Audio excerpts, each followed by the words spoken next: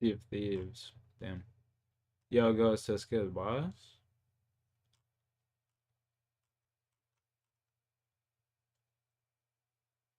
Halo 2.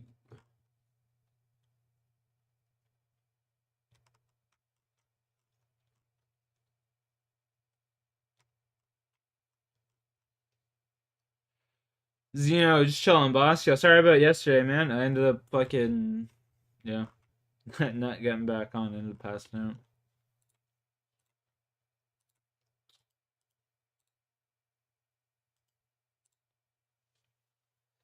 What are you saying, boss?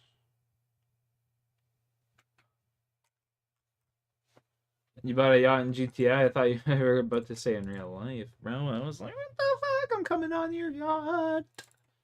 I'm gonna be one of those little white girls that come on your yacht and pretend to be, rich as fuck. We can plan it again. Yes, yes, 100%, 100%,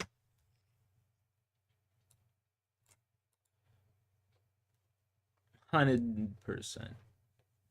You bought a yacht. What, can you even drive the yacht and shit?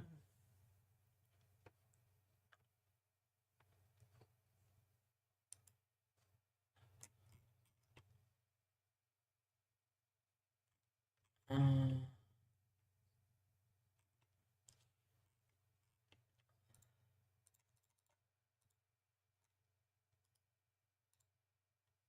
what the fuck?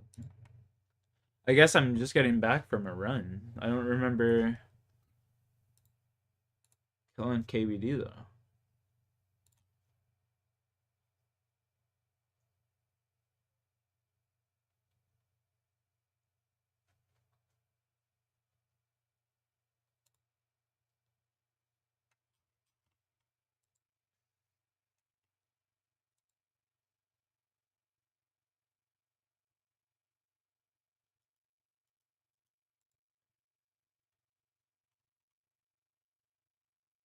$118K? Sheesh, that's crazy.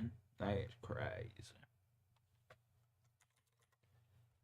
That's crazy.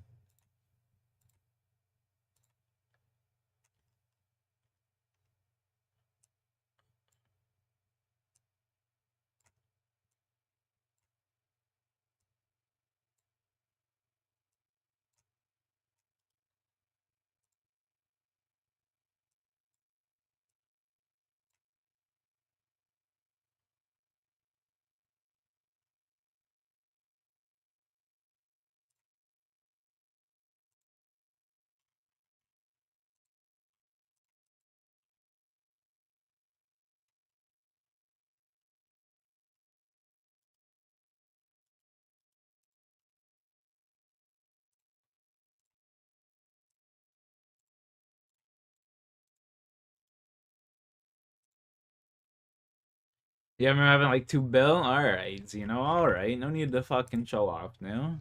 God damn. I don't think I've ever even had a mill in fucking GTA.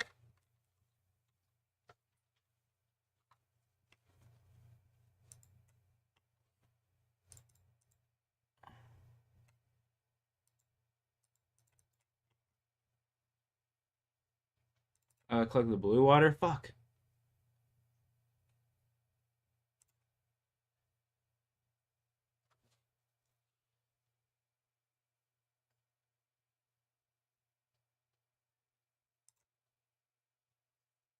I wanted to buy the yacht tomorrow, but I couldn't wait. Plus, I gotta relax. Yeah, that's fire.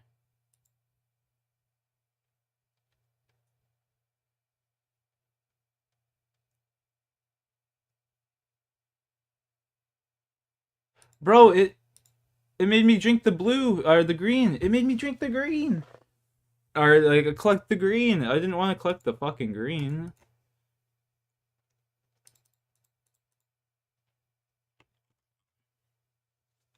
Oh my god, what a waste. What a waste of Gothics, man. I just fucked myself so hard. Oh my god.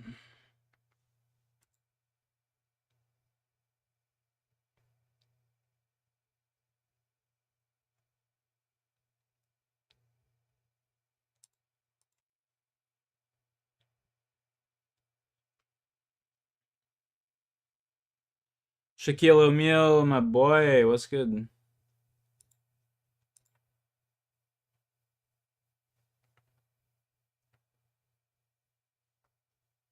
With there's no suppressors, rip. Rip.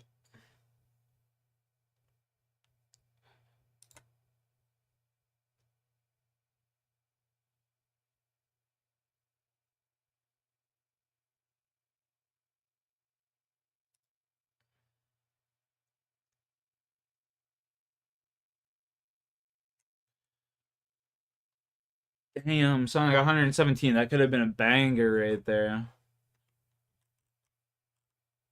7K XP. Not bad. That could have been a banger right there, man. Fuck. W Beard? You still on all the women? Yeah, right. Women get disgusted when they look at me.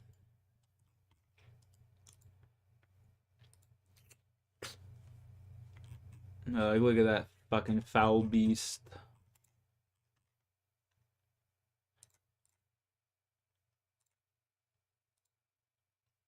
Hey, did you know that if you grief in GTA Online, you permanently ban? Oh, that's stupid. Isn't the idea of GTA Online to like go and fucking kill people anyway? Like, correct me if I'm wrong. I figured that was like the whole point of the fucking game.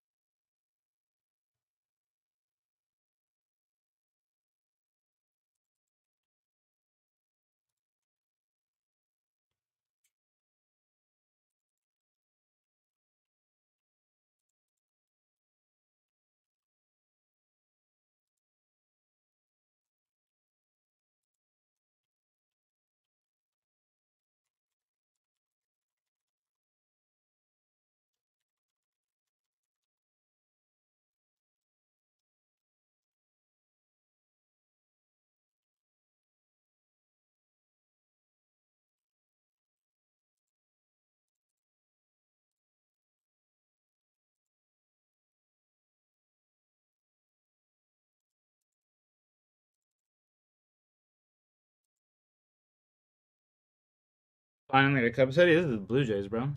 Fuck the Cubs. Cubs suck.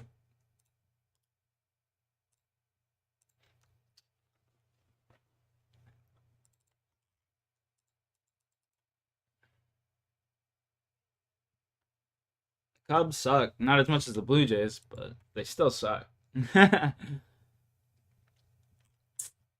You know.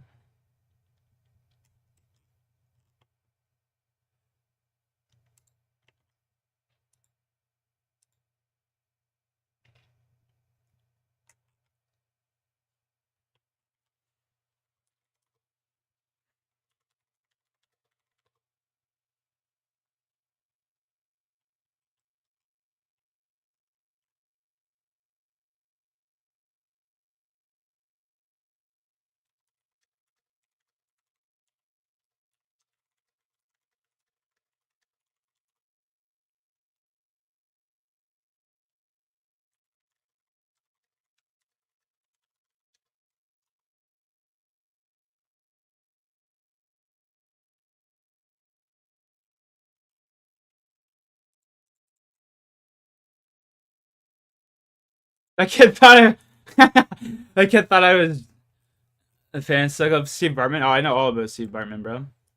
That guy thought I was dropping food for him. That kid thought I was dropping food for him. That's fucking. That is fucking hilarious. That guy literally thought I was dropping him food. Lol.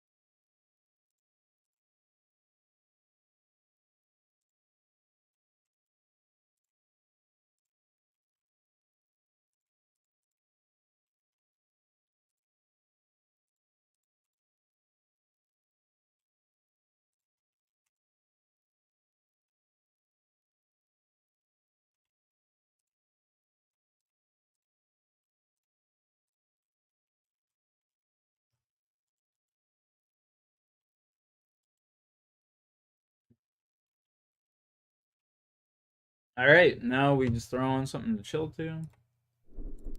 Some good old fucking true crime docs chat. On March 22nd, 2022, the police arrived at the home of 74-year-old Frank Wilson, and they found the body of his girlfriend lying on the kitchen floor. Frank claimed that he was acting in self-defense when he used his shotgun to take her life. Frank was immediately detained, and he was brought in so he could give more information as to what had actually happened. All right, so obviously back there at the scene over in your residence, we already read your Miranda warning and all that. You understand your rights still? All right, I'm going to save the trouble of reading them all again. Yeah. You know, it's a little monotonous. Well, here, okay, let me say my situation. Yes, sir. She stabbed me in the arm the other day. That blood right there is from the other day. And she got me right here in the belly. You know, from right there. You know, and all I'm doing is I'm gonna plead self-defense. You know, I don't care. You know, but I answer whatever you want me to answer. Oh, perfect. Okay. You know, like I said, just we'll start from the very beginning of the day, okay? Because I know you said there was an incident that happened a couple days prior, and this where she stabbed you with the butter knife. But like I said, we've already kind of covered that. What's real important is we start from the beginning of the day and we work all the way up to the incident, okay? The detectives asked Frank to start with the beginning of the day because he should have no need to lie about what his morning routine is. After watching his body language when they believe he's being honest, the detectives will compare it to when they believe he may be lying. So starting the beginning of the day, were you all having any more issues? Was it normal? No, this morning we got up, she fixed me breakfast. We went over to Atmore to the excuse me, I'll be right back. Japanese place or Chinese place, and I ate over there, and then come back, and that's when she really, you know, y'all check her phone, y'all probably look in the back bedroom, but she's on some kind of pill. And she mixes it with alcohol, and she hides beer back there, you know, and it just one after another, and then she comes after you, you know. Yeah. But you know, all I'm doing, I don't care. I'm gonna spend self-defense on my part. No, absolutely. That's why I said we had to go through. We had to go through the whole story. And then, you know, after we got back from over there, you know, she went out that little shed. She does a flea market, you know, flea market thing. She goes buying and selling, which she's been doing that all along, you know. But she said come in there, and she got all that junk stored in that little shed right there by my trailer. I said, look here, I said, you know, you need to, you know, start a yard sale or, you know, get rid of some of that stuff because, you know, the shed's getting too full. Man, honestly, I can't listen to this redneck motherfucker, bro. I legit just can't listen to that redneck fuck. I'm gonna go out on a limb here, and I'm gonna go so far as to say that you are a fucking monster. And I'm gonna tell you why. Because you choked that girl out, shoved her head into that bathtub until she drowned. Then you politely and quietly grabbed your shit and you fled the scene. And then you sit here and cry crocodile tears about doing it. This is 36-year-old Brandon Garrett. On the morning of May 1st, 2019, his wife Jessica Sullivan was found dead in her bathtub from what appeared to be strangulation and drowning. 3 days prior to her death, Jessica called her sister and told her that she had made Brandon move out after he broke down their apartment door and strangled her. Brandon claimed he didn't remember doing it, but he left anyways and began staying with a friend from work. When Jessica didn't appear for her shift at work, the police were called and a welfare check was done in her home. After they found Jessica's body, the police asked Brandon to come in and give his statement. When I woke up this morning, I just remember waking up like around early, like 3, and I just felt this cold feeling in my body, and I just texted her, like, are you okay? What's going on? And I got no response. I got no responses. I've been texting her all day. I've been calling her. I know her, so instead of me, I stopped messaging. I stopped calling her. So I was like, well, let me just check and see if she's at work. So I called Fletcher and Noel, said she wasn't there. Call him. Fletcher and Noel. She worked at the Olive Garden right here in Alvin. Okay. She's a to-go specialist. Homie, it just said she worked. past tense. You already fucked up, dog. I talked to them on the phone. And when did you talk to them on the phone? This morning, like early, like after it was, but she has to be there at 9. Mm-hmm. But I remember, I think the first phone call around it was like around 10, because I checked to see if she's at work. When they told me that she wasn't there, they were just like, yeah, that's not like her. She does not show up. So my second option was, okay, I know that we had discussions about the kids having a perfect attendance at school, so I called the school to see if the kids went to school. When they told me the kids weren't in school, I knew something was wrong. I was calling her mom. Her mom was like, just give her time. Just give her time. So I'm just like, I don't know. And then this afternoon, I finally sucked it up. I was like, you know what? I just hope her car's gone. Because if her car's gone, it means she's not home. I mean, she didn't do what I think she did. So we out here pet hunting, baby. Let's go. I just called the front office, but Ashley answered the phone. And I said, can you do me a favor? Give me a big old bag of marijuana. We about to tow. To see if my wife's car is in the parking spot at 1502. But she said, okay. And then I think that's when you called me back. Okay. So the last time that you spoke to her on the phone was? Last time I spoke to her on the phone was, what is today? It was Tuesday evening. It had to have been like around 9-ish. I don't remember exactly what time it was, but she asked me to FaceTime her. And then she FaceTimed me. And where were you at? I was in the apartment, trade winds of Blueprint. Let's go, baby. Then grind me up a toke.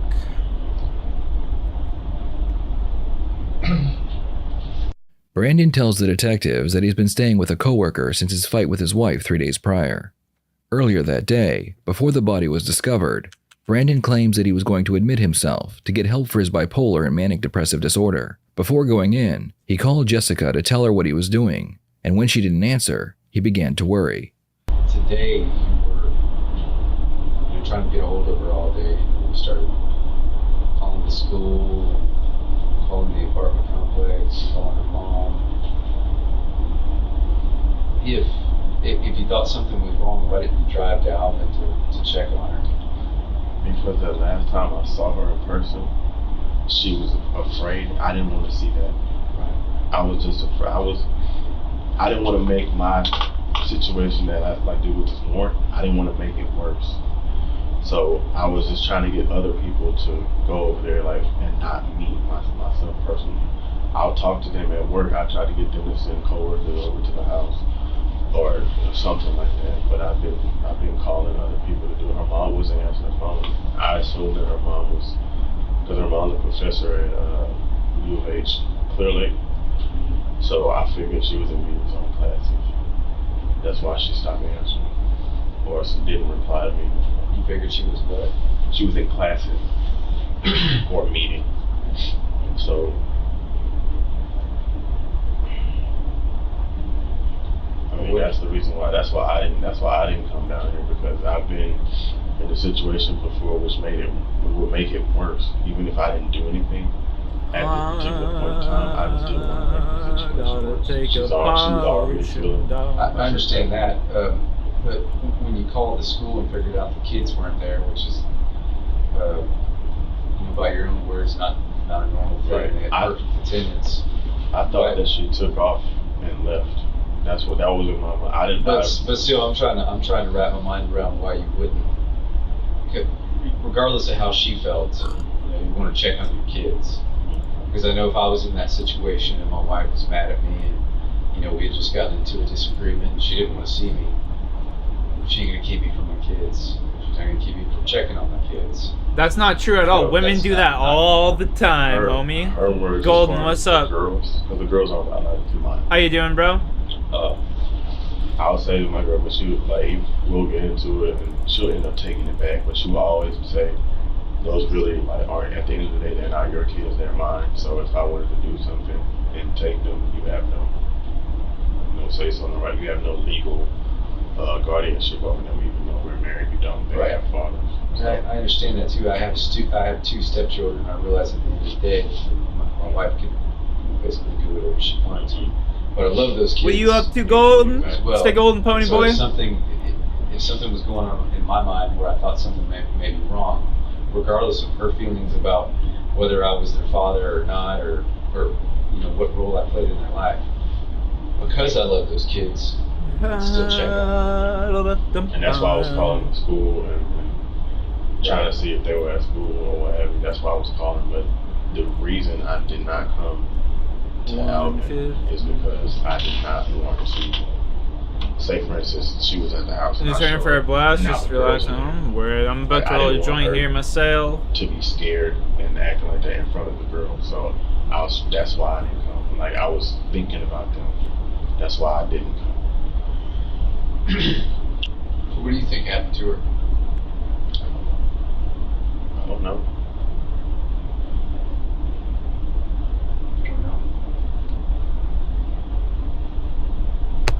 I mean, I thought the other detective was the one that took my phone and everything. I thought he was you. I couldn't recognize the voice, and now I'm listening to your voice. It's the same, but I have to be not going to be able to see her. Are you going to be able to see her? Yes. Yeah, I mean, I want to see my wife.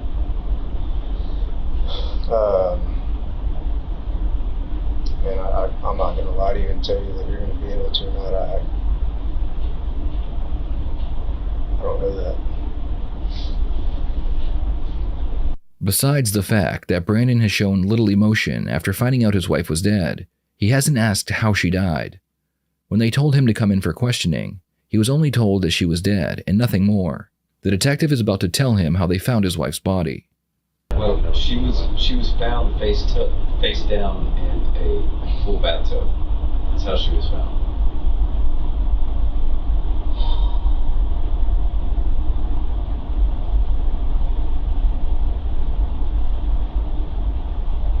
And she didn't just fall in that bathtub. She didn't put herself down in that bathtub.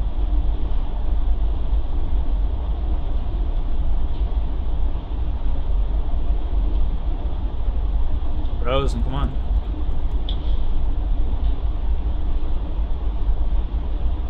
Face down in the bathtub. Her face was in the bathtub and the other half of her body was outside of the bathtub. So you're dunking your head under the water. So you can imagine how that looks. So if we're being honest, and it's not you, if you didn't have anything to do with it, then who did? You're her husband. You know her. You know her contacts. You know her friends. I don't know her. I don't know a lot of her friends. She didn't do it to herself. There's 2 little kids in that apartment. Didn't do it to her.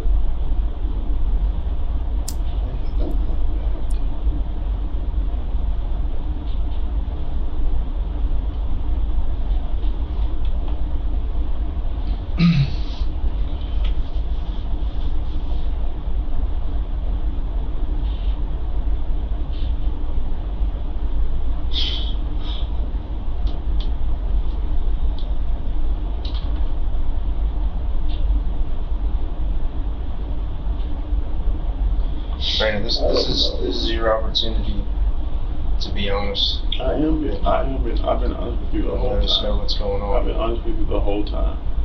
The whole time. I've been honest with you the entire time. I don't think you have been honest. I have, yes. Because for one, 95% of this time that we've been talking to you, you haven't looked at us. You stared at the ground the whole time. You've only looked when you want to see our reaction to things that you say. That's the only time that you've looked at us. Yes. Oh, that's not true, sir. Yes, sir, it is. This is not my first rodeo. No, it's not yours. But there's things that we look for that are indicative that someone's not telling us the truth. So far, man, you've been spot on almost every one of them. have a problem with So this is your opportunity. Maybe join a day keeps the doctor away. Maybe something bad happened. Maybe y'all had an argument. We don't know. We need you to fill in those details. But if you want to play games, and if you want to say that I don't know what happened, I wasn't there, and later on we get results from the autopsy, we get your cell phone records, you get all this evidence that says otherwise, it's not going to be good for you, man. And that's the thing, man. He's right. The truth is going to come out one way or the other. Okay, whether you give us your version of events now, which I'm going to be honest with you, I don't believe. But we've got a mother of 2 little girls here. We're not going to stop until we find out what happened to her. So this is not going to go away. You can sit here, you can tell us that you were at work, or you stayed with a friend, or you called all these people, checking on your wife. Yet at no point did you attempt to check on your wife. You went through all other means. But we will find out what happened. Dropping that evidence on him? Yeah. I'm not trying to be a dropping the jerk. hardcore facts. Martin, what did you get up to today, buddy? I mean, there also comes a time where you got to own up to what happened.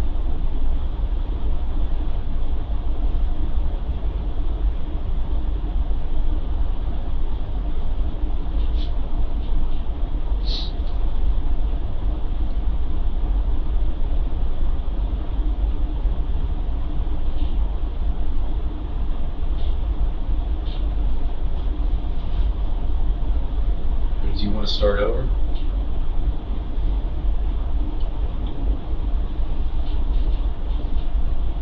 Brandon spends the next 30 minutes looking at the ground while the detective explains that he needs to be honest.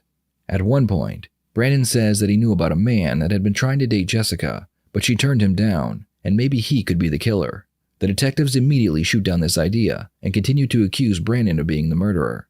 If that's what you want to stick with? Let me recap it for you. You stayed with a friend last night. Last time you saw her was Monday. Bro, I clicked to eat.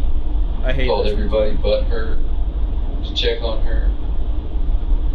That part not true. You never came to town to check on her, yet you were so worried about her. And when the police finally called you, told you that she had died, you just drive around in circles instead of coming to talk to us. That's what you're going with. That's what you want to go with. Without his confession, the detectives were forced to let him go and continue their investigation. Brandon's phone record showed that his phone had been near Jessica's apartment on the night of the murder. With more evidence against Brandon, the police brought him in again, and he was interviewed by 2 different detectives.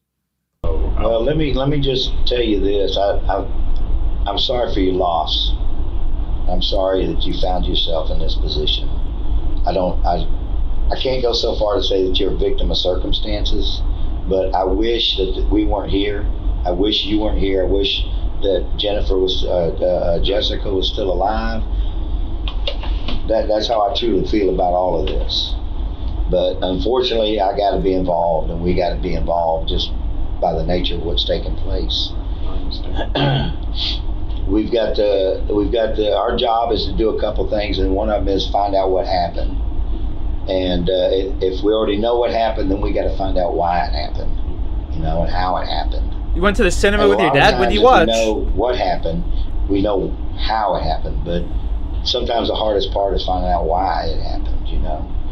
If, for example, and I'm gonna give you a scenario here. If a guy breaks into a store and he steals a bunch of cigarettes, cartons and cartons of cigarettes, and then he gets arrested as he's coming out of the store. Okay, as far as anybody's concerned, we got a burglar. Guy came in, he stole a bunch of cigarettes, we caught him in the act. But what we don't know is why. And everybody's gonna say, why you need money to buy dope? But that's not necessarily all the reasons that people steal, do burglaries. I've been doing this long enough that I know a lot about it. Sometimes people are trying to pay for things. Sometimes people don't want to get evicted. Sometimes people don't want to lose their cars. Sometimes people want to put food on the table for their families. And they get so desperate because they can't find work, or they can't get work, or they can't find any other ways of means to money, so they steal stuff so they can sell it or pawn it or whatever, get that money. So there's always another side to the story. There's always another reason that things do what they do, people do what they do, or the reason things happen the way they happen. I personally think that if there's a judge or a jury or there's other people making judgments, that they need to know the whole story. It makes you reflect on life. Okay, That's so always you telling me movie. everything I that always happened. find movies that actually make you ponder your own reality, you know? Question your own existence. Those are the most impactful. Sunday is getting us almost there as far as what happened Sunday. In those regards. Yeah, to the west. But it's not complete. Okay. I know enough about bipolar. I know enough about depression that we really don't black out. We don't really fly in a rage. People use that expression a lot, and when they use that expression, it doesn't really mean what people interpret it to mean. Okay. Sometimes when people black out, they basically mean that they did something, they were aware they did it, they just didn't have any control over themselves. So they use the expression blacked out. And so when you sit here and tell me that you blacked out, I've got to take that with a grain of salt. You know what I'm saying? I can't, I don't know, for lack of a better term, I can't accept that explanation. You see what I'm saying? You don't have to answer to me, but you know eventually you're going to have to answer to a couple people. One of them might be a judge, one of them might be a jury of 12 people, but the other one's definitely God. Do you agree? Yes, sir. Do you believe in God? Yes, sir. I do too. So we know at some time in our life, above anybody and beyond anything else in this world, that's one of the people we're going to have to answer to. You're really just trying to play the first immediate you think this guy gives thing a is fuck going to be a about judge God? or a He just jury. killed his wife. And there's enough experts out there that know a lot more about this kind of stuff than I do, that are not going to accept the expression or the explanation of blacking out. Now, if you did something you had no control over your emotions, that's understandable. But to say that you don't remember any of it, nobody's going to buy into that. Well, that particular part, I'm not omitting that. That's what basically got us. I mean, that's what the warrant and stuff was for. Right. I'm not. I know you're not denying it happened, but to say that you blacked out and you don't remember anything, that is not the truth. Well, I don't remember exactly. Okay, hold on. I'm trying to explain to you that that's not the truth, and you know it's not the truth, the whole truth and nothing but the truth. So help you God, and you know that I know that it's not the whole truth. You see what I'm saying? The detective is referring to the act of domestic violence that took place prior to Jessica's death. Brandon claims that because of his mental health issues, he doesn't remember attacking his wife. The detective is hoping that if he can get Brandon to admit he remembers, he will be one step closer to getting him to confess to the murder as well. I don't have an exact account of what happened. The only thing I remember from it is the... Well, let me give you some help real quick, okay? There's no way she could have known that you shouldered the door. But she said she was looking out the blinds when I was doing it. There's no way she could have seen that you shouldered the door, okay? And then my shoulder hurts, so... Well, that's the only person who knows the shoulder hurt is you, right? So tell me what happened in your words, not in hers. I hit the door with my shoulder when I came in, and she walked towards me, and I guess I started choking. So how were you choking her that day?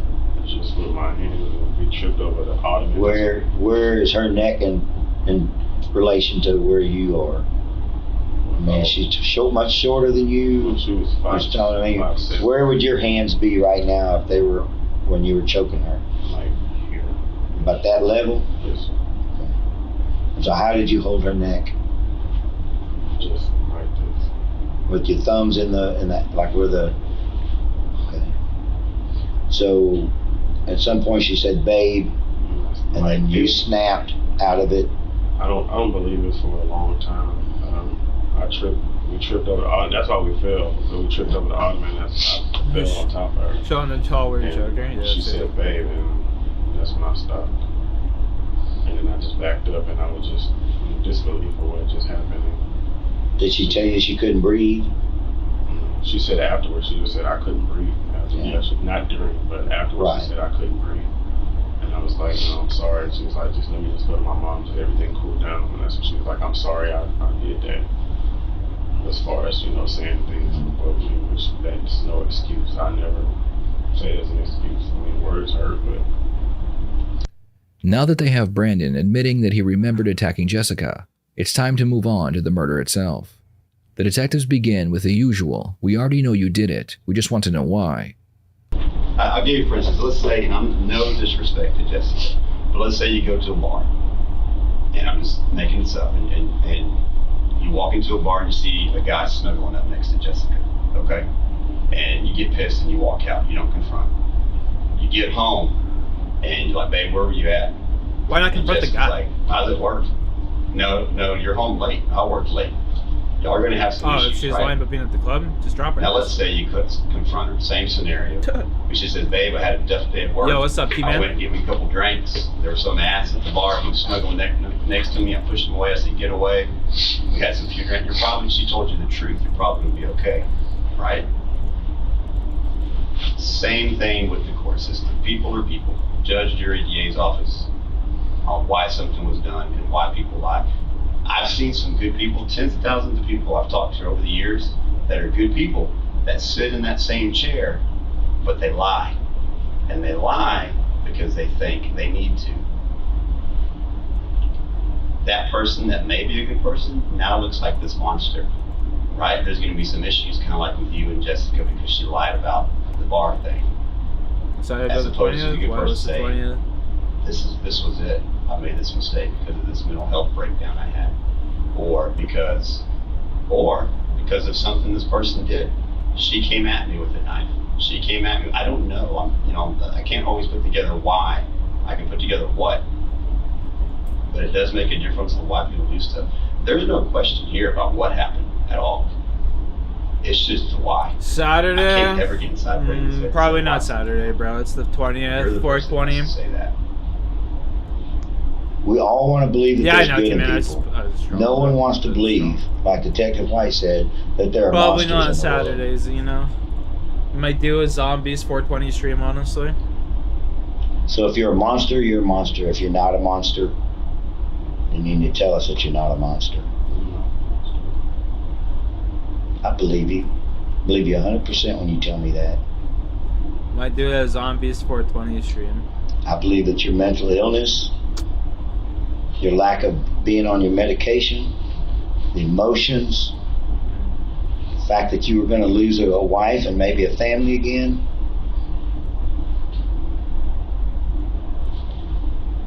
One of the detectives shows Brandon pictures of his license plate from the surveillance footage taken near Jessica's apartment. When Brandon sees these pictures, his story changes to, I just went over there to grab a bag, and then I left. So you're telling me, let me get this straight, because this is what a quarter judge and jury would hear. You're telling me that there was no screaming match. You're telling me that there was no argument. So what you're telling me is you snuck in there and killed her. What you're telling me is you snuck in there and killed her like a serial killer would. You're not telling me you did it out of sudden passion, which is a defense. You have a lot of weed after? You didn't do it out of sudden passion. Nice. You didn't do it out of anger. You did it because you're evil. That's what you're telling me. There's no doubt what you did. So you're not, there was no sudden passion. There was no, can I tell you this? He has seen me angry. We've worked a lot of stuff over the years and we're pretty close. And he has seen me lose it and do something in sudden passion. Everyone does, is my point. I have. He has. Everyone can get angry. Not to that point, but everyone can get angry, including I think if I got angry enough, I could murder somebody. But people can understand I don't really get mad someone that loses in anger. People can't understand someone that sneaks in and kills someone while they're sleeping. Like anybody could, really. I don't either, and that's what I'm trying to get you from that's all we got to, that's the only thing that we can present at this moment Because you're... I don't believe that. You're not even telling us. I don't believe you're that evil. I don't. But... Because you know what, let me tell you something. The district attorney of Missouri County is a woman. And whenever there's a female victim involved, she is a strict dad. Come on, work. And I'm gonna tell you right now, that's how you're gonna be presented, as an evil person. Well, I don't believe you are, Detective White. No, I'm gonna die. But you're telling us that's what happened. Was this on purpose or was it accidental? Just give me that much. Was it on purpose or accidental?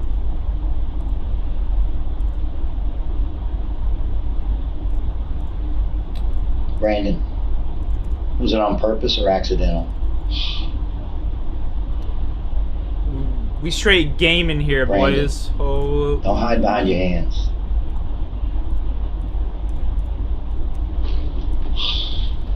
Was it on purpose or accidental? Going buy my mama a house. Nice. How you gonna do that, son?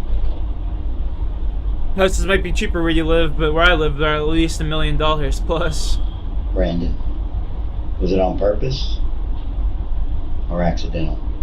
What about zombies? I don't know. I was thinking of doing zombies plutonium with some subscribers and shit, maybe. You know that makes all the difference in the world, don't you? Brandon, was it on purpose or accidental? I was thinking of it anyway. Throwback, you know? You alright?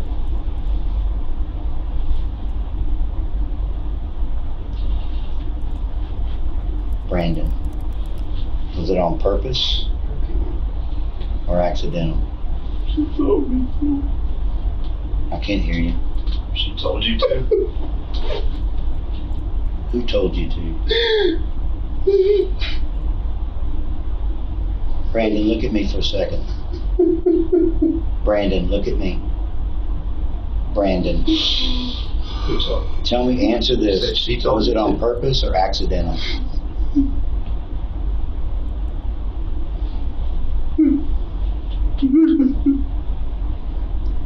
Was it on purpose or accidental? She said she didn't want to live anymore. She said she didn't want you anymore? Yeah, she didn't want to live anymore. She didn't want to live anymore. She said to take care of the girl that she didn't need to live no more. Saying she wanted you to kill her? She said her family disowned her. Fucking run! You said her family disowned her? She said that's all she had was her family and me. Was it intentional or was it accidental? It was accidental. I didn't. So how did it happen accidentally? I guess she was from the injury prior on Monday or Sunday night, excuse me. Sunday night it was she pressed her hands against mine. Her neck against my hand. On Tuesday? She pressed her neck against your hands on Tuesday? Fucking son of a bitch, Let's bro. go back to when you walked in the door. Tell me what happened. Come on. I walked up. Come on. And we was speaking and she was crying. You walked in the door and what? I couldn't hear you say. She was crying. Please sit up. So She was crying? Yeah, okay. And then what happened? Crying and she kept saying repeatedly she didn't want to live no more. She was saying she didn't want to live anymore? Oh my god. She kept saying her family disowned her. We were going to disown her. She took me back and she said she loved me. And she, I've done everything for her. So what happened? We were sitting by the restroom. We were standing initially, but I was sitting beside of the bed, on my side of the bed, talking to her. And my side of the bed is the side with the big nightstand. I don't know if you were in there. If you're looking at the bed, the left side of the bed on my side. Okay. And I was sitting on that side and we were talking. And she was saying she don't want to lose me. She said, but she just doesn't want to live anymore.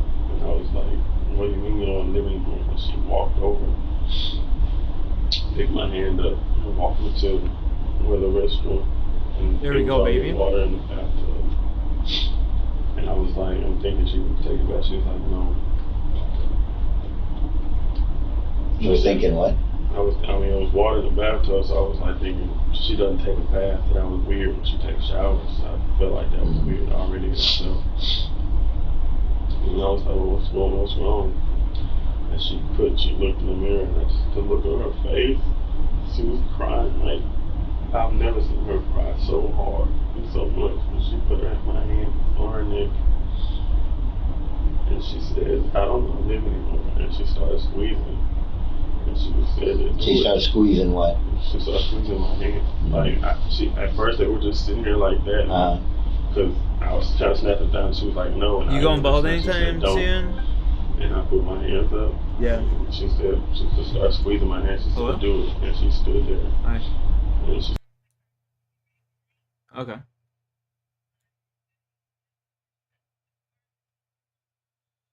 Where you guys going? No, I'm probably just gonna stay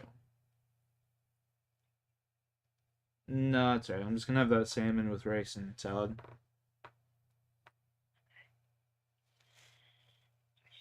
Yep. Thanks. Love you too. Bye.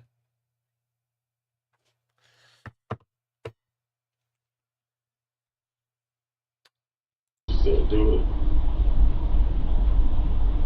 She said, finish what you started because I can't live anymore. How long did you squeeze her neck? Not long at all. What would be your guess? Probably not even a minute. So what happened then? Well, she kind of like fainted and fell in the tub. And then what happened? And then I don't have to, like she didn't move. It's like she was already gone. And it wasn't even that long. So then what happened? I just left the apartment. She told me to do it. I didn't think it was going to happen. I didn't do it long enough for it to happen. Just give me the I don't think I did.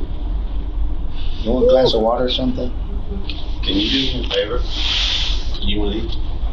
Can you show me on this box how hard you squeezed her neck? Just squeeze. I don't care if you crush the box. I don't care if you crush it. Show me how hard you squeezed it. Probably like that much. That's that. You can crush that box as much as you want. I don't care. It's probably like this. I felt that I think she already had a bruise from when I first did it, and I think Sunday. State of the K2 has got a few updates, almost like a third-person RTS game. I felt like this. I don't know what that means. Like was it just like that? Is that how you're doing it? Yeah. Is that as hard as you squeeze? We're gonna get you glass with it right now. Yes, you heard that correctly. A mother of 2 children told the man that recently assaulted her that she didn't want to live anymore because she couldn't be with him. She then takes that man into the bathroom and demands he take her life. Of all the possible scenarios a killer can come up with, this has to be the dumbest. The detectives are just as shocked as you are, so they leave the room to go over the next set of questions. They're shocked? That genuinely made sense to me. I thought it was a good alibi. With that being said, when she stopped breathing and fell into the bathtub, maybe I'd just be a bad cop. Why did you leave?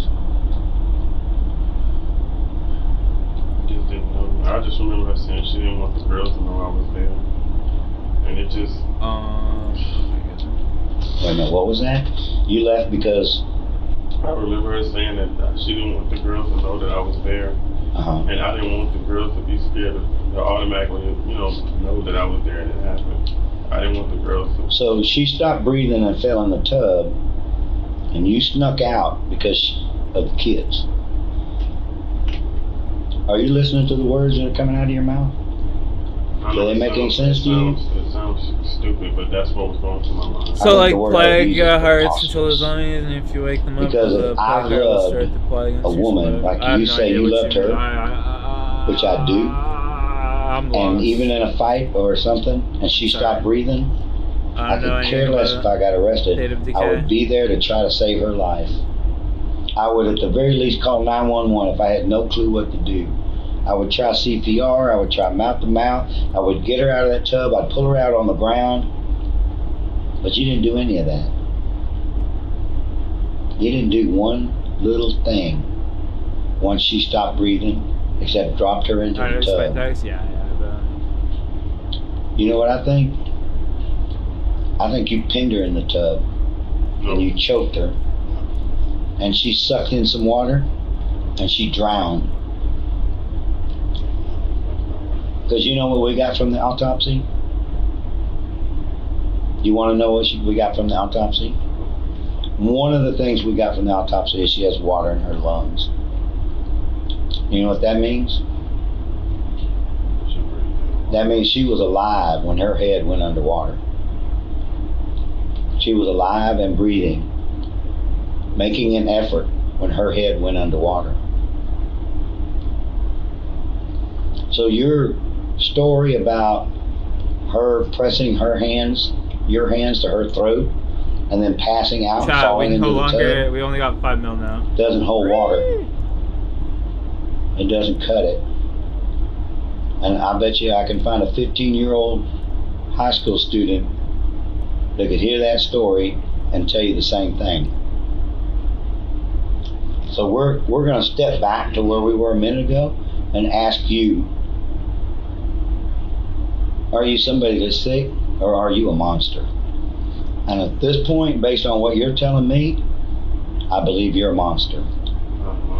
I believe my perception of you up to this point has been incorrect. Because if I hit my wife, the woman that I love, the woman that's brought my children into this world, and she fell head first into the bathtub, as soon as I got her out of that tub and started CPR, I'd be dialing that phone, calling 911. Get me a damn ambulance over here. Somebody help me. Somebody call 911. She cannot die. I cannot let her die. But you did. You let her fall in that tub. You held her head down underwater until she drowned and suffocated. And then you snuck out of the house so the girls wouldn't know you were there. The problem is, people know you were there. I'm gonna go out on a limb here, and I'm gonna go so far as to say that you are a fucking monster. And I'm gonna tell you why. Because you choked that girl out, shoved her head into that bathtub until she drowned. Then you politely and quietly grabbed your shit and you fled the scene. And then you sit here and cry crocodile tears about doing it. Because she told you to do it. Not only did she tell you to do it, she made you do it. She grabbed those big 6 foot, whatever you are, 300 and whatever pounds you are, and pressed your hands around her throat until she suffocated, until she strangled to death, and fell in that tub and drowned. You know what crocodile tears are? Bullshit. That's like the absence of tears. Grief, you can't fake it. You sit here and crawl, and not a damn tear came out of your face.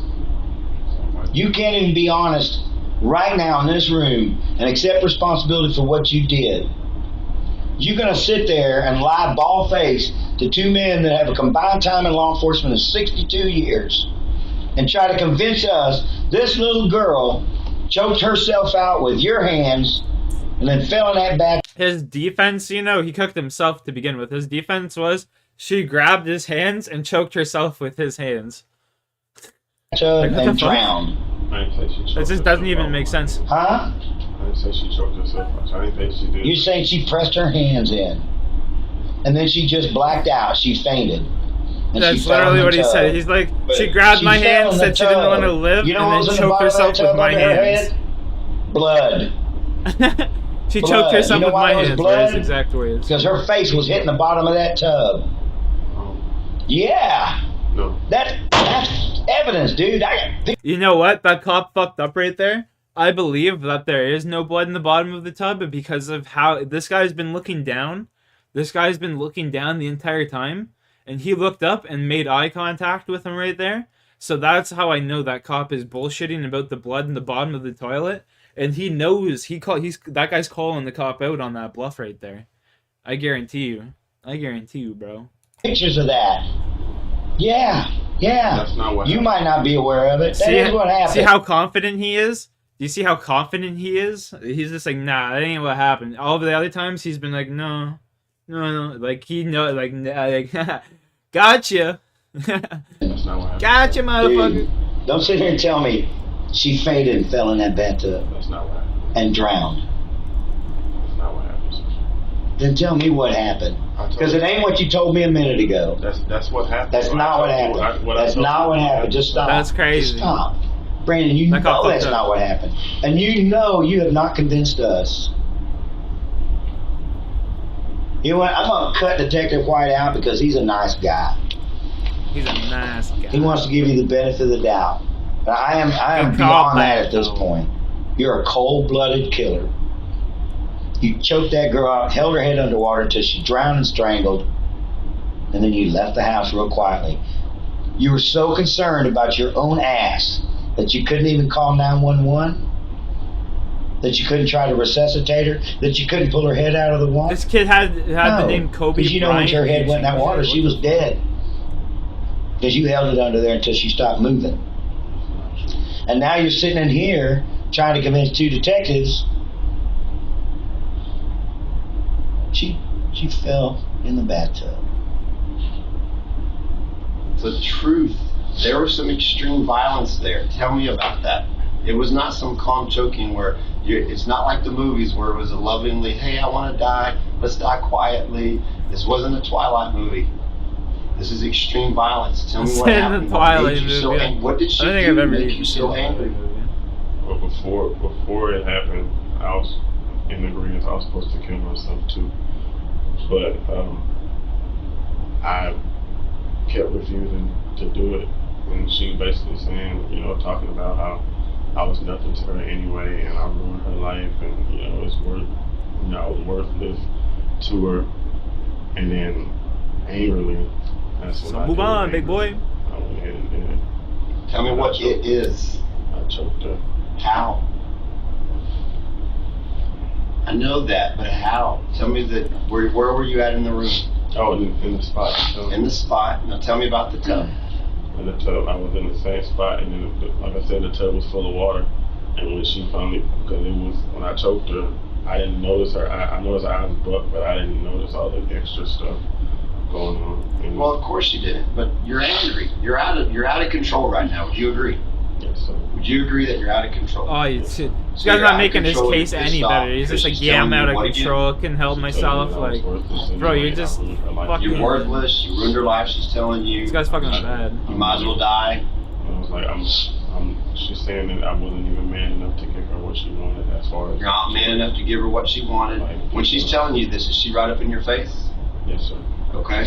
I can picture this chick actually saying that. Grab her and choke her, because if that is what happened, you need to tell the truth, man.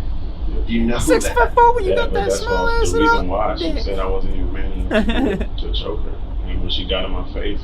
Man, what kind of man is this, you bitch? That is right. So I guess and I just got angry at the same time. And what happened? Talk us through it. I choked her as I was choking her in my arms with my hands. My arms were probably about like this. And I couldn't tell you how long it was in my mind. It might have been a minute, but it could have been longer because it was just a cloudy moment.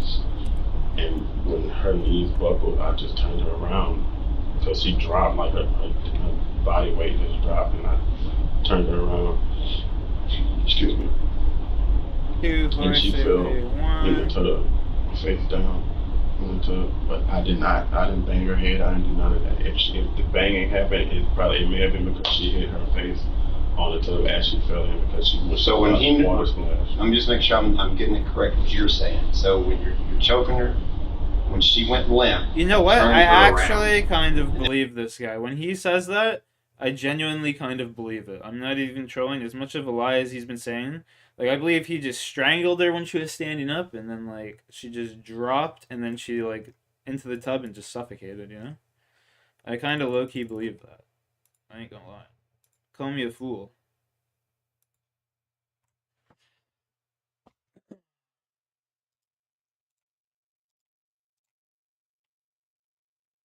You're kidding?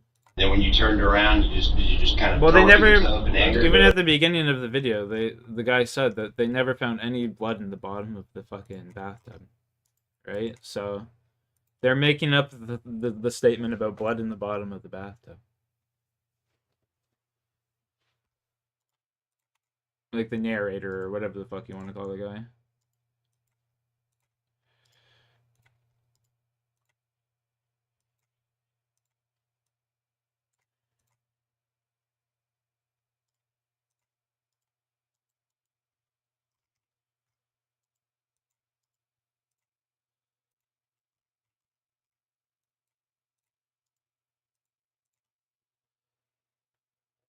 You know what I mean? And like, and it goes back to what I said. Before, right?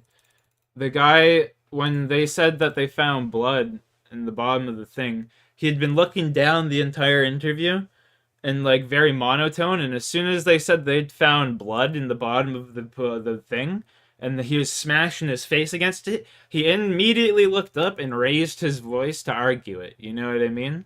So like, no one that's innocent would be doing that. He would have just continued with no, no, no. You know what I mean? He wouldn't have been trying to defend himself like he was. He would have just been continuing to defend himself in the same monotone. I let her fall because we backed up, like we were standing by. Oh, wait, now your story's changing a little. No, because before, when you said you were here, if you let her fall, she's not going to fall way over there in that tub. So it's changing a little bit. No. Sure? Yeah. I was standing here. We started here, and when we were backing up towards it like this here. While you're choking her, she's backing up. That's what I'm saying. Okay. That's what I'm saying. Like I could see that happen. Okay. And we backed up and went like this is. And then she trips over the tub and she falls into the tub and just drowns to death because she's already choked unconscious.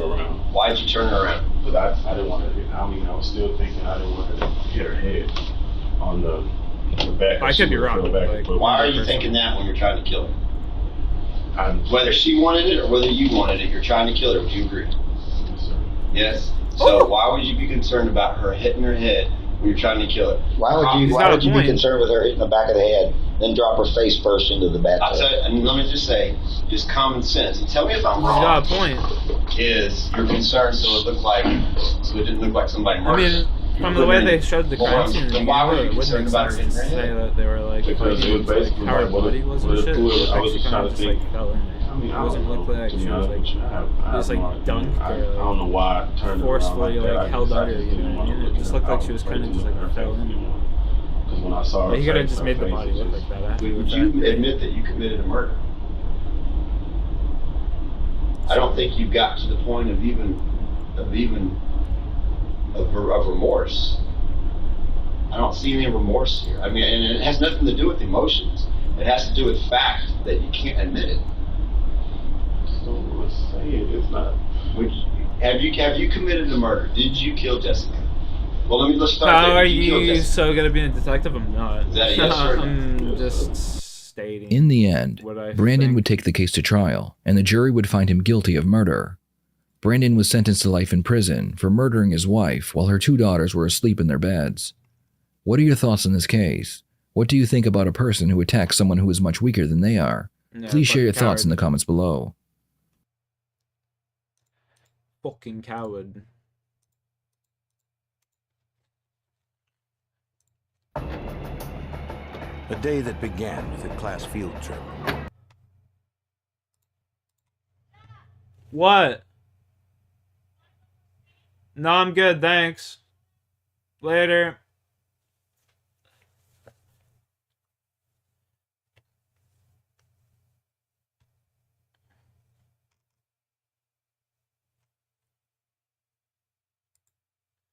You really think you're with me? Truly, Frank, are you really stupid? You don't win unless I let you in. Do you understand? You don't win, Spencer. You keep with me, because I'm not with you. I mean it, Spencer. I'm done. You didn't get the last message? I told you to apologize to my dad. You know what? You don't apologize. I don't care anymore. Don't care.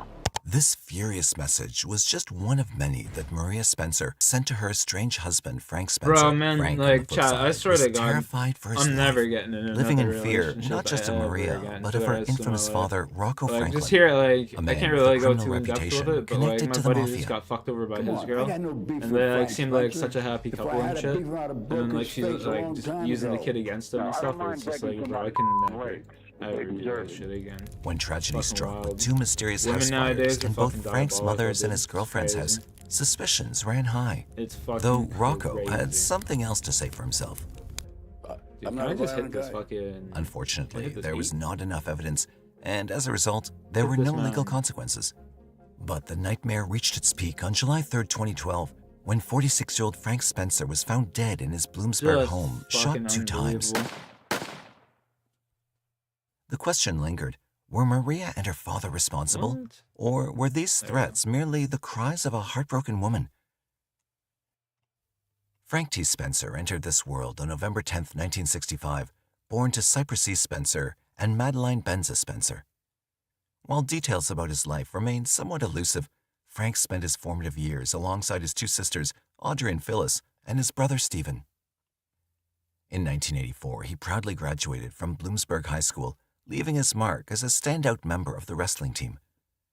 Continuing his educational journey, Frank earned his degree from Bloomsburg University in 1988.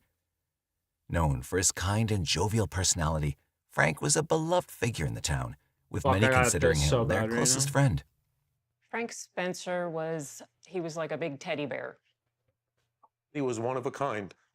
Great person, outstanding friend. I've talked to at least 5 of Frank's friends who've all told me they were Frank's best friend. I think that speaks volumes about who Frank Spencer was. Among his interests, Frank found joy in participating in go-kart races, a passion rooted in his family's involvement in the auto parts and auto sales business.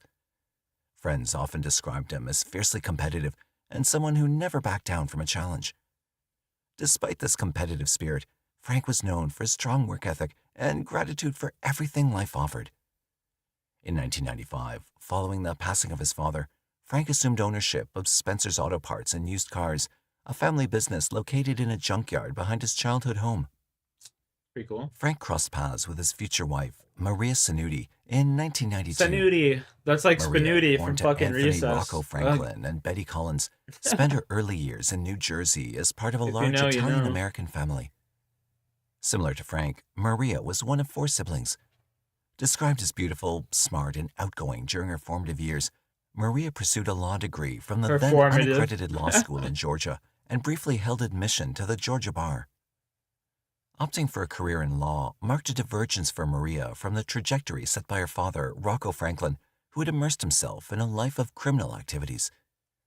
Rocco spent a significant portion of his adult Probably why she life did it, so within she the could help her Pennsylvania father. state prison system, often claiming to be a hitman for the mob.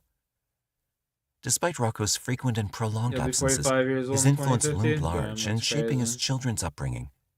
He instilled in them a deep That's distrust crazy. of and 10 more years, we'll be non-cooperation with 36. law enforcement. Interestingly, Maria seemed to relish her father's tough Turning guy 37. persona and had no qualms about it. Bro, I don't even like thinking about the future. Following It Betty's just makes divorce me from depressed Rocco, she thinking about the relocated to future. Pennsylvania with all of her children. They I established their plan home for the in future. I don't Selinsgrove think about it area, though. which is in close know? proximity to Bloomsburg, where fate eventually brought her into contact with Frank Spencer. Even though their relationship rapidly advanced, Frank and Maria possessed entirely different personalities. Frank was known for being one of the nicest and most down-to-earth individuals, whereas Maria had a wild side to her. Interestingly, it was this contrast in their personalities that added a spark to their relationship.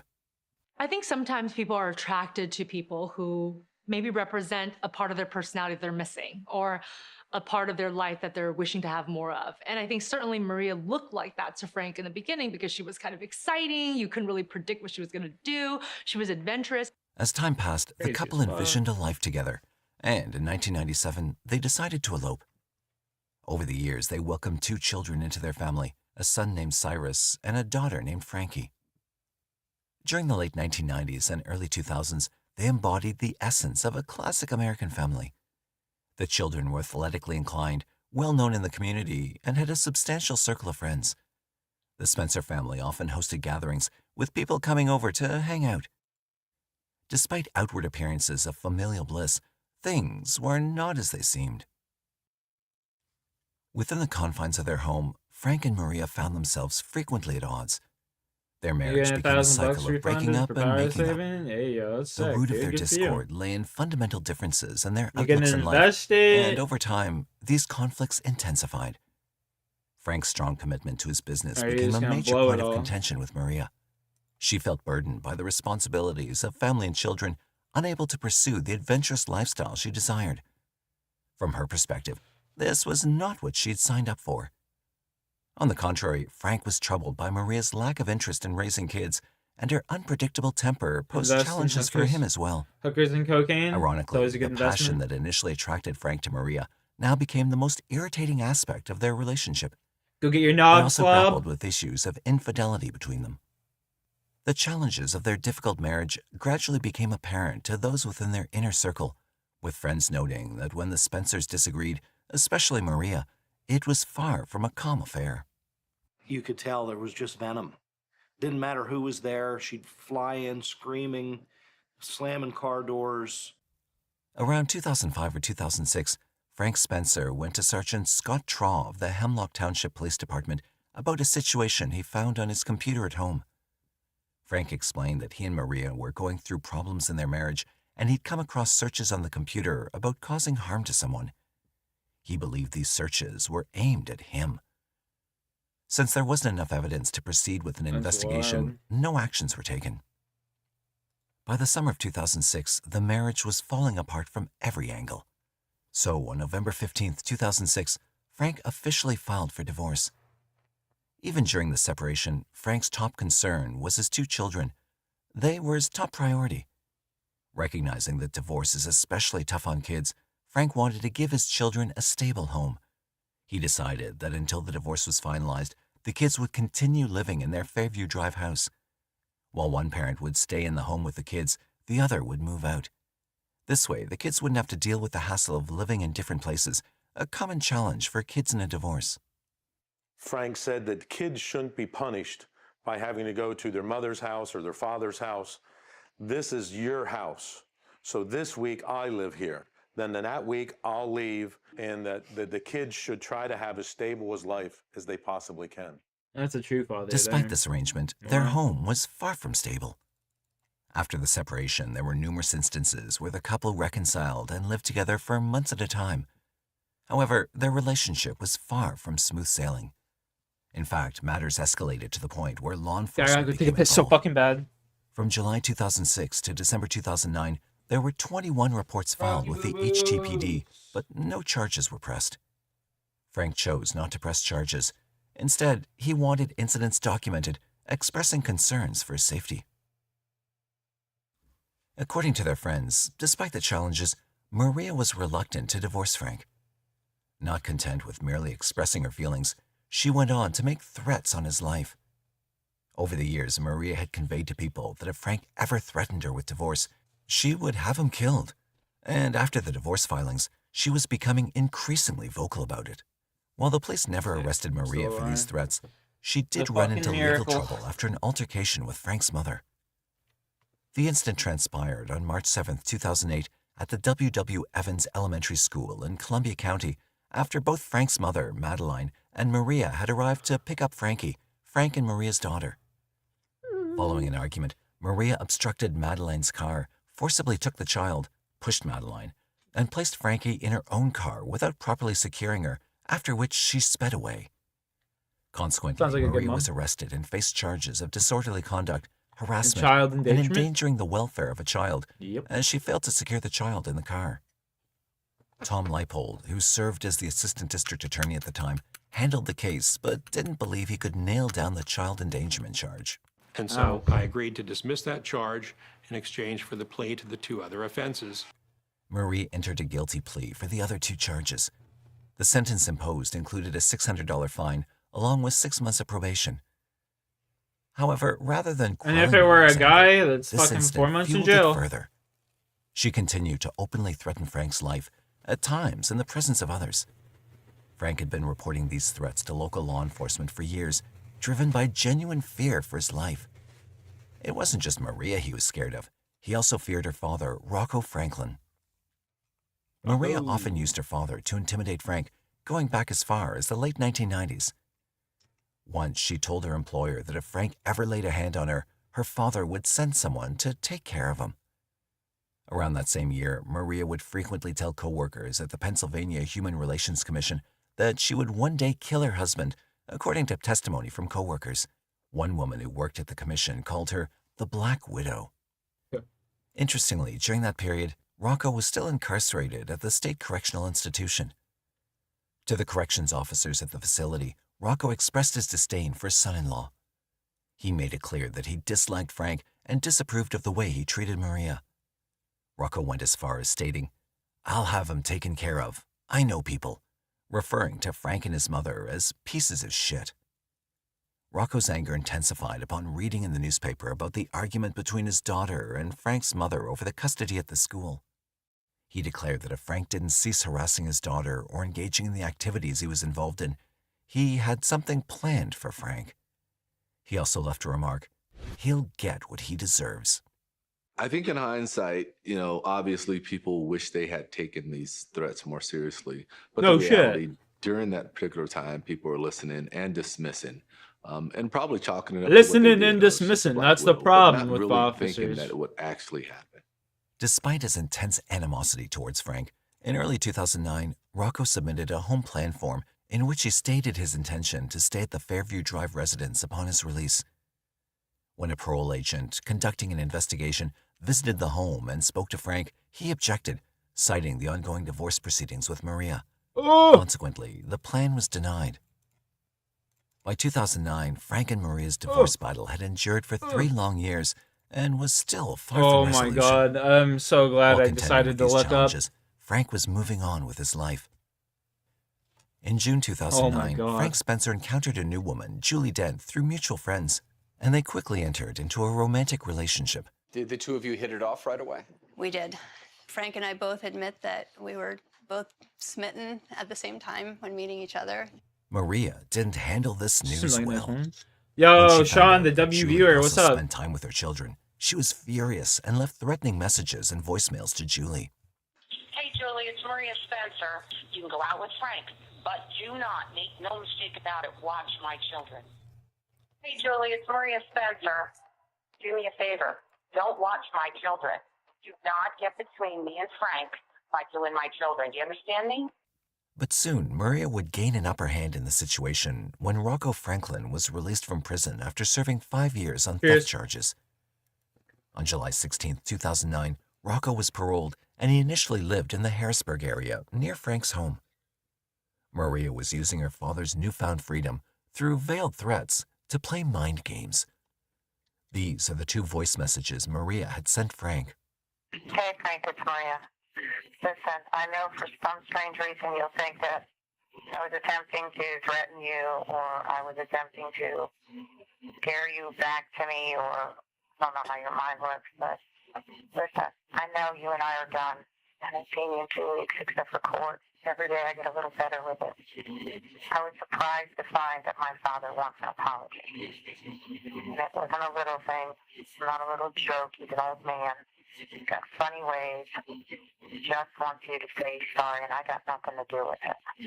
So I thought I'd let you know because I care about you, because I wanted you back, not because I wanted to frighten you.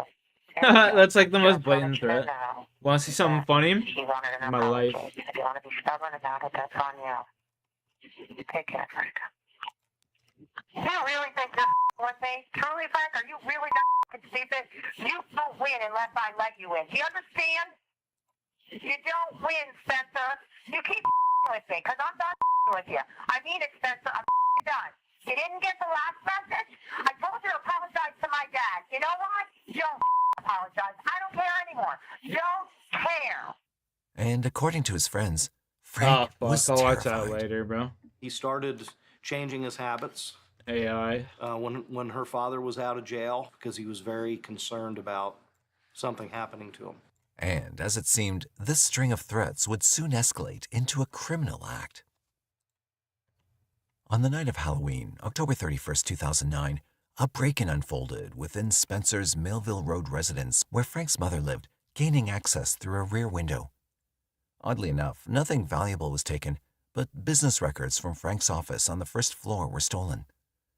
When Frank discovered this on November 1st, 2009, he immediately suspected Maria and her father of the intrusion. He thought it had to do with the divorce and custody battles happening in court. Those records were crucial for Maria, as they could substantiate Frank's income. The day following the apparent break-in, Maria contacted Tom Leipold, the same individual who'd once prosecuted her. Interestingly, Leipold had now become Maria's divorce attorney while still serving as an assistant DA. While it may sound unusual, such arrangements are permitted for part-time prosecutors in Pennsylvania. In terms of appearances, do you understand why, for some, it's troubling that you took on Maria Spencer because she'd had all these run-ins with the law? Doesn't that compromise you? It did not compromise me. I had no contact and no involvement with any criminal matter involving Frank Spencer or Maria Spencer after I undertook to represent her in the divorce. None. When Maria called him, she had some interesting news to share.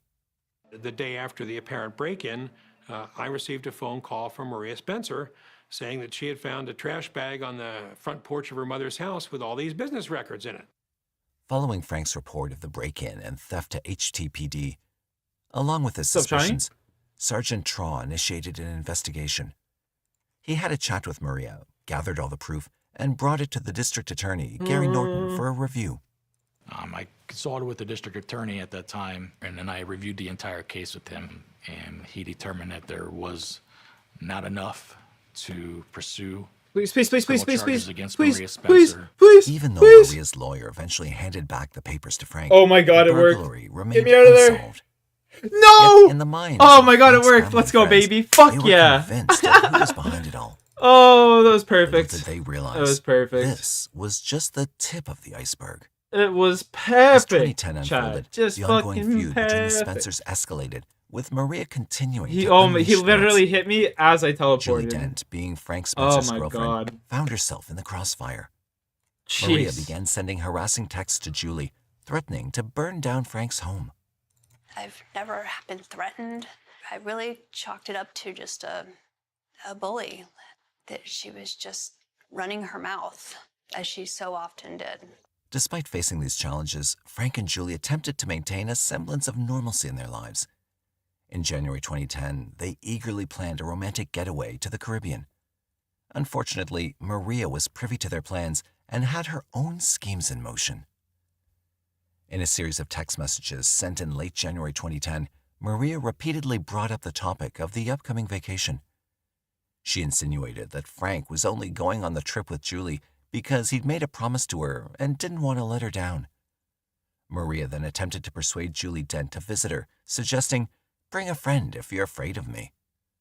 Despite Julie's decision not to respond to these intimidating messages, What a fucking Maria weirdo. seemed to have something else brewing in her mind. On January 23, 2010, the day before Julie and Frank were supposed to leave for their vacation, Maria had lured him out that night by saying that they could work out the divorce and custody issues and that she was willing to give him primary physical custody of the children. Frank was reluctant to go, but went and ended up spending the night with her at Genetti Hotel in Williamsport, Pennsylvania. But that was not the only thing to go wrong for the Spencers that day.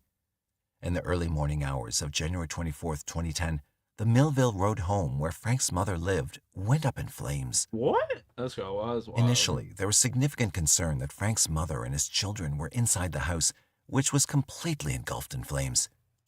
Luckily, they weren't home at the time and were safely accounted for. Sadly, the children's dog perished in the fire. No. The Pennsylvania State Come Police were on, notified man, about not fire the to get a fire fucking marshal on the dog. scene to figure out where and how it all started. Rocky Boo Boo. Around 9 a.m., Maria gave Frank a ride back to the Fairview Drive home. She took a route that avoided passing by his business and house so he wouldn't catch wind of the fire. After leaving him, she proceeded to drive off Millville Road and up the driveway to the spot where the place was still smoldering, wearing a nasty smile. Smirk on her face, turned around and left. That was that. After Maria departed, Frank arrived on the scene, and upon discovering the situation, informed the authorities of his strong belief that Maria and Rocco were involved in the incident. However, the fire marshal stated that because the fire completely destroyed the structure of the house, it was impossible to determine if arson was the cause, leading the fire to be classified as undetermined. Frank had enough of just having things on record and wanted someone behind bars. Teaming up with his divorce lawyer, Joel Wiest, he approached the police for assistance. Frank was extremely angry that they could not figure out why or how the fire started. Frank and I approached everybody we could think of in the law enforcement community. I still to this day do not know if there was ever an investigation. Sergeant Traw from HTPD did engage with Maria, creating a case file. However, given the fire marshal's inconclusive findings, there were limited avenues for further action. But Maria wasn't exactly sitting on the sidelines either. Even though she denied it when confronted, her text messages to Frank seemed to have a taunting vibe. In one of her texts, Maria said, "Karma is a wonderful thing. You wrecked my life. I feel a lot better about it now that your whole life went up in flames. Makes it fair." Another text said, "I will make her lose her job, her home, and you," referring to Julie Dent. Over time, Maria's threats grew bolder and more public. On May 19, 2010, Frank informed the HTPD that Maria opposed Julie attending any of the children's games. He asserted that Maria threatened to burn down Julie's house by the end of the summer if she didn't comply, drawing a parallel to the fire incident in Frank's house. Subsequently, on June 1, 2010, Frank once again reported to the HTPD that Maria had angrily declared he would never build another house there, vowing to burn it down just as she had done with the previous one. Just a few months later, on August 25, 2010, Julie Dent was sleeping alone in her Old Valley School Road house in Valley Township, Pennsylvania, and woke up with a jolt late in the evening to what sounded like gunshots. As she heard a couple of more hits, she realized that it was the sound of breaking glass. She opened a window, jumped from her second-story porch roof, and called 911 from a neighbor's house. She survived, but was shaken. Julie and Frank were convinced that the fire was set on purpose, just like they believed happened at Frank's mother's house. Since Julie lived in a different county, they were hoping for a better outcome this time. Unfortunately, even this time around, the fire marshal that night concluded there wasn't enough evidence to confirm it was arson. What? However, everything changed the following morning when Julie's home insurance company sent a fire inspector. To everyone's surprise, he made a crucial discovery. Adjacent to the window, a car jack was found, suggesting it had been used to break the glass. In a wheat field near the house, a gallon jug with gasoline in the bottom and a road flare were discovered, clear indications of a firebomb. Following these discoveries, the state police brought back the fire marshals. After more thorough examination, they detected traces of gasoline on the stairs. Makes you wonder what the fuck these people were doing originally. Arson. Once again, Frank and Julie were convinced that Maria and her father were the culprits behind Literally this act. makes you wonder what these fucking people do, bro. Sticking do to they a even usual like pattern, Maria engaged in a game of taunts. About 2 weeks after the fire, she casually strolled by Julie during a football practice and tossed a comment asking, "Julie, how does life feel?" Fearing for their safety, Julie and Frank took extreme precautions. Julie relocated to a new apartment, and Frank refrained from visiting for 3 months. The children were kept unaware of Julie's new residence.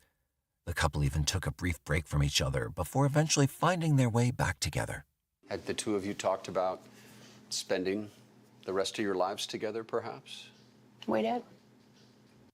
On June 8, I was gonna say, this chick's got the some legal balls saying saga about that, of man. Frank and Like- Maria Spencer reached its conclusion with their divorce, marking the end of a nearly 6-year battle. Although they shared joint custody at the time, the court awarded the Fairfield Drive home to Frank, but it was now off limits to Maria. The sole exception was the driveway where the transfer of the children could take place. Frank was finally free to do his own thing, but his mental state wasn't allowing him to savor it. Sinking into depression, he harbored a profound belief that he was on the brink of being murdered, and he felt powerless to prevent it. Unfortunately, the gravity of his belief and the truth behind it were not apparent to those around him. On June 30th, 2012, a mere 3 weeks after their divorce was officially granted, Homie shoulda got the a gun. news of their marital split appeared in the Press Enterprise newspaper, among various other divorce announcements. Maria was enraged by this development, and an even more infuriating incident was on the horizon. On that very evening, both Frank and Maria attended a baseball game where Frank's son was playing, and things went south. Maria at that time was dealing with diabetes and mobility issues, and that day, for some reason, Frank decided to mock her about her limitations, causing her public embarrassment. Perhaps a fatal mistake. After the game wrapped up, Frank and Julie headed to the Millville Carnival. It was during this outing that he encountered an old friend. In a disturbing remark, Frank stated, "I believe I'm as good as gone. She's got something brewing, so this may be the last time I see you." Little did he know how prophetic his words would turn out to be. The final time Julie would see her boyfriend was on the morning of July 1st, 2012, when Frank left her house. For the next 2 days, there was complete radio silence from him. Despite numerous efforts from family members and friends by calls and messages, there was no response. Among those worried was Joe Yodok, a longtime friend of Frank Spencer. And I had been texting him because we had issues we had to work on with the go-karts. Joe and Frank had a long history of racing go-karts together with their kids. So after 2 days of no communication from him, on the morning of July 3rd, 2012, with apprehension in his mind, Joe went to Frank's Fairview Drive home in an attempt to locate his friend. I'll never forget it. I was pulling down the driveway and I thought, man, I hope I don't find him dead. But when he walked into the house, That's crazy. he came Just across to be a scene thinking that that was nothing short of horrifying. Like, the lifeless body of 46-year-old Frank Spencer was lying just inside the front door of the home. And he'd had this look of peace, calmness, that he hadn't had in a long time. I stepped over his legs and I noticed what looked like dried blood in his ear. And then I realized what happened, and then he wasn't alive. Sergeant Scott Traw was the one who showed up at the scene. Given his prior knowledge of Frank and Maria's situation, this was a tough experience for him, too. Recognizing the complexity of the case, Sergeant Traw promptly requested that the Pennsylvania State Police take charge of the investigation into Frank Spencer's death. Corporal Sean Williams was assigned as the criminal investigator for the case, and he led a team of detectives in thoroughly examining the crime scene. Right in front of the entry door, there's a big spot where blood had been cleaned up. Evidence suggested that a broom was used to push the blood up against the house. Detectives also noted dry, clotted blood underneath the entry threshold, along with blood splatter on the door jamb and oil on the weather stripping. Upon closer inspection of the crime scene, it became apparent that Frank was likely standing, having either opened or partially opened the door when he was shot. His body was not found in a natural position, indicating manipulation by someone else. Analyzing drag marks on the tile, detectives concluded that Frank was likely shot outside the front door and his body was then dragged into the home. Frank was found wearing the same clothes he'd been seen in 2 days prior, a gray t-shirt and camouflage shorts. There was blood pooling on one side of his body, suggesting that he may have been lying there for a while. No shit. This led investigators to believe that he was shot on July 1st, 2012, the same day he was last seen. He had 2 gunshot wounds, one through his left bicep into his torso and another in the head. Beyond theories, detectives discovered crucial evidence at the crime scene.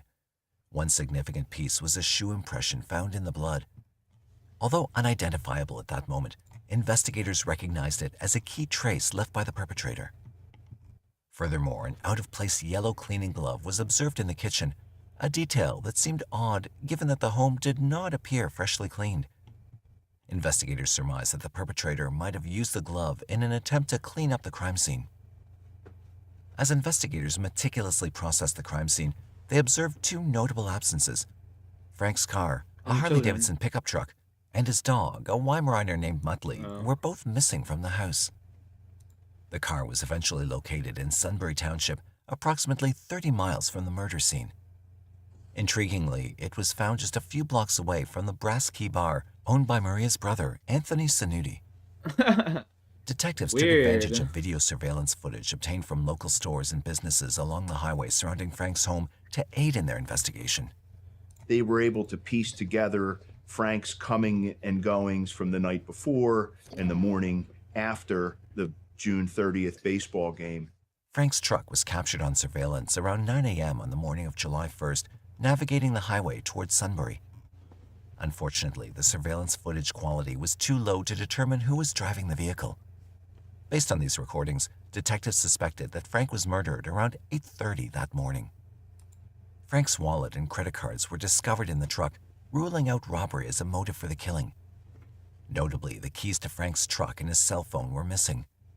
Equally conspicuous was the absence of Frank's dog, as he was not in the car. This raised a perplexing question for detectives. Why would a killer take the family dog unless they were familiar with it?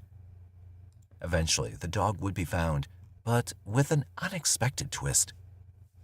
As it turned out, on July 1st, 2012, the day police believed Frank was murdered, Frank's dog unexpectedly showed up at a wedding venue in Harrisburg, Pennsylvania, just 10 miles away from Rocco's house. Detectives theorized that Maria might have instructed Rocco to bring the dog for her kids, and at some point during the journey, Muttley accidentally ran away and ended up at the wedding venue. Fortunately, the dog was eventually returned to Frank's mother. Good. While Maria and Rocco were already under suspicion, building a solid case required physical evidence. Detectives patiently awaited forensic results, and as expected, the forensic tests played a crucial role. The shoe impressions found at the crime scene were identified as most closely corresponding to a Dr. Scholl's Escape sneaker, size 11, the same size and brand known to be worn by Rocco. This added weight to their suspicions, but an even more shocking revelation awaited. Ballistics testing unveiled that 2 different bullets were used in the murder. The first shot to Frank's body came from a rifle, while the shot to the head was fired from a small caliber weapon. This intricate detail added complexity to the investigation. The PSP did a search on the wooded ridge across from the home and located 1 spent shell casing and 1 live round. Additionally, a sniper's nest was located. There's a Y-shaped branch in the tree that's exactly 115 feet from the front door with a clear view. It was determined that the rifle was fired from this position. A gun case was found a few feet from where the sniper's nest was located. That gun case had not been manufactured for 20 years. However, the most crucial evidence emerged from the yellow glove. DNA testing later confirmed that Maria's DNA was present on the inside surface of the glove found on the kitchen floor. This finding raised concerns, especially considering Maria hadn't lived in that house for over a year. The accumulating evidence was pointing more definitively towards her involvement in the crime. While the evidence certainly placed Maria in the house, it didn't conclusively establish her as the killer. Still, things weren't looking great for her, and she wasn't exactly avoiding the suspicion. Just a few days after Frank Spencer's death, one of his friends, Dirk Reed, crossed paths with Maria at a baseball match and decided to confront her. Little did he anticipate what Maria was about to reveal. And we were basically almost nose to nose. And I'm going, why? You took him away from not just your kids, from everybody. What did she say to that, though? I mean, did she say, I didn't kill him? Oh, no. What she said was, the last thing he saw before he died was me. Reed was taken aback, and Maria might have found some satisfaction in it, but it turned out to be a major piece of evidence for the case. In September 2012, Corporal Williams summoned his 2 main suspects, Maria and her father Rocco. Surprisingly, while Maria refused to talk, to everyone's surprise, Rocco was willing to speak. On September 12, 2012, during an interview with Corporal Williams, Rocco denied any involvement in the killing and claimed not to know who was responsible. However, when asked if he'd been in Frank's house, Rocco admitted being there the day before the murder. He stated that he was helping with cleaning, using a push broom, doing dishes, and handling laundry. Rocco also mentioned that while he didn't like Frank, they didn't have any serious conflicts. He asserted that he visited his grandchildren 2 or 3 times a week. This time, he didn't call Maria first because she was at a baseball game. Rocco explained that he took the truck for a drive, contemplating buying it. He added that Frank suggested a wrestling match and promised Rocco the truck if he could beat him. Given Rocco's history with Frank, this story was far from credible. It seemed as though Rocco was strategically placing himself in connection with various items, perhaps to account for any potential discovery of his DNA or fingerprints, the broom, Frank wrists, and his truck. When questioned about his whereabouts on July 1st, 2012, Rocco initially claimed not to remember, but later asserted that he was in the Harrisburg area the entire day. However, cell phone data contradicted his statement, showing his location traveling between back in my day, we didn't have cell phones. Didn't know I had to worry about that one. On September 19th, 2012, Rocco Franklin underwent a round of questioning. This time, he changed his tune, stating that he was mistaken about the dates and couldn't recall when he stayed in Frank's house.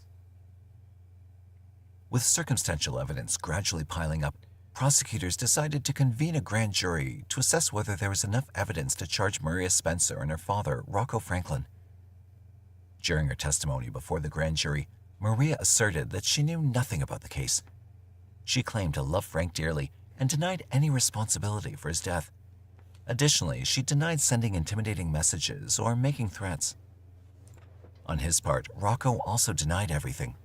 He attributed his lack of cooperation to memory issues, stating that he had no recollection of his 2 interviews with the Pennsylvania State Police. Despite their denials, prosecutors were convinced that they had enough evidence against the father-daughter duo. Consequently, they initiated the process of filing charges against Maria Spencer, encompassing 2 arsons, burglary, 12 counts of perjury, conspiracy, terroristic threats, and, most significantly, the murder of Frank Spencer. However, due to a process riddled with delays, the charges were not officially filed until July 28, 2014, 2 years after Frank's murder. On the same day, an arrest warrant was issued for Rocco Franklin. Unfortunately, immediately after his grand jury testimony, Rocco managed to evade authorities by fleeing the country on a plane. The Pennsylvania State Police, actively pursuing him, located Rocco within weeks. He was found living in Argentina and was promptly arrested. However, he fought extradition. So in November 2015, Maria Spencer alone went to trial. During the trial, the prosecution laid out their case, presenting a wealth of evidence, including a decade's worth of text messages, voicemails, and reports of domestic violence. Multiple witnesses, and I mean, the fact that her father fled, testified that Maria had been harassing him for an extended period, threatening to kill him on numerous occasions. The prosecution also introduced DNA evidence to support their case, which placed her at the crime scene. Arguing that Maria had both the motive, given her dissatisfaction with the divorce, and the opportunity, with her father out of jail, the prosecution contended that she conspired to murder Frank Spencer. According to their theories, while Rocco fired the first shot from the rifle, Maria fired the fatal shot from close range. In Maria's defense, her legal team argued that she would never have harmed the father of her children, emphasizing her deep love for him. Maria maintained that she was not in the vicinity of Frank's house on July 1, 2010, and instead she was at her mother's residence in Selinsgrove, planning to spend the day with her son and new boyfriend. Maria also argued that her physical condition, weakened by diabetes, would have made it impossible for her to pull the trigger. What? No, she shifted the blame entirely onto her father, claiming that she had the misfortune of having a criminal father who, in a fit of anger towards her ex-husband, ended up committing the crime.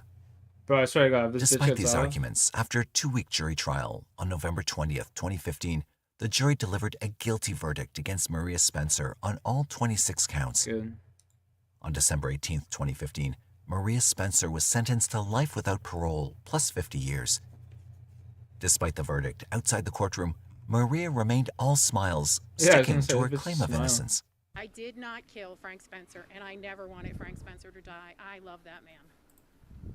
And not so much that I didn't want anyone else to have him. After resisting extradition for more than 2 years, Rocco Franklin was finally extradited back to Harrisburg in April 2017 to face criminal prosecution. In 2018, he was convicted of first-degree murder, criminal conspiracy, burglary, 2 counts of arson, and terroristic threats. On December 27, 2018, 76-year-old Anthony Rocco Franklin was sentenced to life in prison with an additional 11 to 45 years. In front of the media, Rocco maintained that he wasn't a violent person and argued that the authorities didn't have enough evidence to nail him. Tell me your name. Anthony Rocco Sanuti Franklin. Okay. And what do you usually go by? Rocco. Everybody calls me Rock.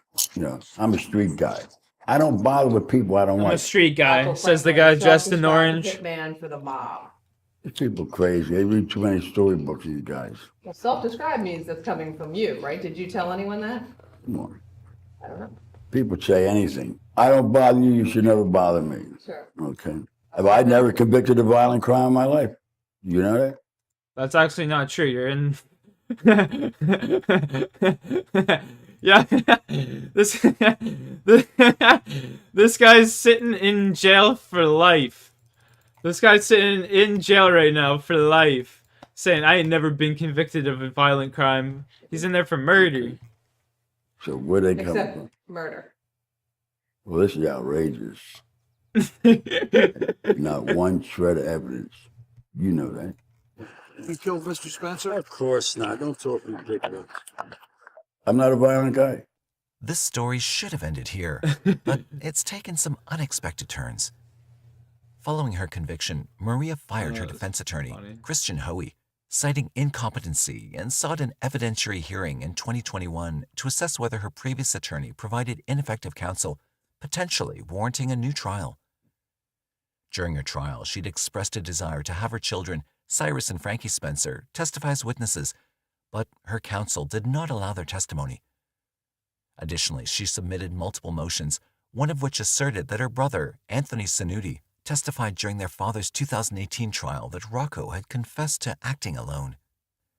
Maria insisted that her former lawyer never told her about her brother's confession, and she was in the dark about it. She added, "I told my attorney I was not guilty of these things, and I had evidence to prove it.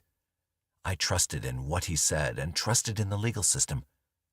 She claimed that she was prohibited from informing the jury that she had injured her foot in a motorcycle accident just a few days before Frank's murder outside his Millville residence. How convenient. Following the accident, she had to wear a cast, and her mobility was severely restricted. So it would have prevented her from being able to commit the crime. Both of Maria and Frank's adult children staunchly support their mother, refusing to believe she's responsible for their father's death. How fucking naive. In 2018, they initiated a Facebook page seeking justice for Maria, viewing her as a victim of a biased town and channeling their grief and anger toward her. On the contrary, Frank's family perceives her as the Black Widow, a nightmare that culminated in the loss of Frank Spencer's life. A as bitch portrayed by definitely the shot media. him in the head. Regardless of these differing opinions, How does it's the her legal DNA system that ultimately determines Maria's fate. How does her In July DNA get inside the 2023, glove that was her used to appeal clean for a up new blood? trial was rejected. Just answer that. Maria Spencer, now 58, is serving her sentence at the State That's all you gotta Correctional answer right Institution there, you know in what I'm Muncie, saying? Pennsylvania. This case is Just answer that for particularly me, disturbing, miss. given How that does that Frank happen? was aware of his fate, and there were ample clues. Yet, ultimately, no preventative measures succeeded. Discussions around domestic violence often focus on women as victims, but this case serves as a reminder that men can also fall prey to domestic violence. Now that we're Despite the men. legal outcomes, it's disheartening to acknowledge that there are no winners in this case. Sadly, the ones who suffered the most were the children. Yeah, What are your the one thoughts that on this suffered the case? most is the guy that's Do you want to dead. hear a story that her father acted alone? The fuck are you Or talking do you think they were about? both in on it? Or do you have a different take on what might have happened? Yeah, I have a different take. I think the guy that suffered the most is the motherfucker that died. That's my take. The kids are supporting the mom that fucking murdered the guy. Like, what? What? What the fuck?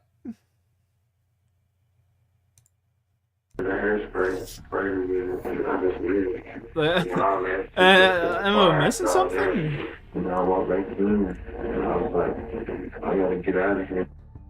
On May 4th, 2003, a stunning event sent shivers through the state of Kentucky. At the heart of this gripping moment was Yo, Katie it's Rin, Autry, what's up? an Yo, yo. 18-year-old My embarking shit on got her freshman frozen, year at bro. Western Rin, Kentucky what's good, boss? University What's in up? Bowling Green. Tragically, she fell victim My to a bad, my shit horrifying was and frozen. unthinkable act. She was assaulted, subjected to abuse, and ultimately met a devastating fate as she Yo, was what's up, set you on zesty fire bastard? inside her dorm room. What do you believe led to this tragic event involving Katie Autry? And who do you think was the monster responsible for this heinous zesty. crime?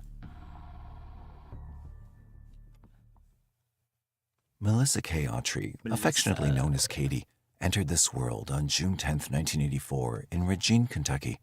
In the summer of Unfortunately, her 84. upbringing was far from easy. In a family of three, herself, her sister Lisa, and their mother Donnie Rose Autry, difficulties arose primarily from their mother's mental health challenges as she suffered from schizophrenia. When Katie was Martin nearly 10 is years the old, furthest she and her thing from sister were street, placed in bro. foster care due to these Martin's issues. a hoity-toity white kid. His Eventually, she sister's a found doctor, sense of for fuck's stability sake. living with older foster Like, parents, Martin is Jim and not Shirley street. Inman, in Pellville. Get the Despite fuck these out of here. changes, Katie maintained Martin a grew connection Loki with her grew up in a biological mansion. mother throughout her life. Katie excelled during her high school years, Martin demonstrating Loki grew up in academic an 8 prowess fucking while also bedroom taking on the house. role of a cheerleader. Despite her petite stature and blonde Fucking hair, putting she my made a money on it. significant impact.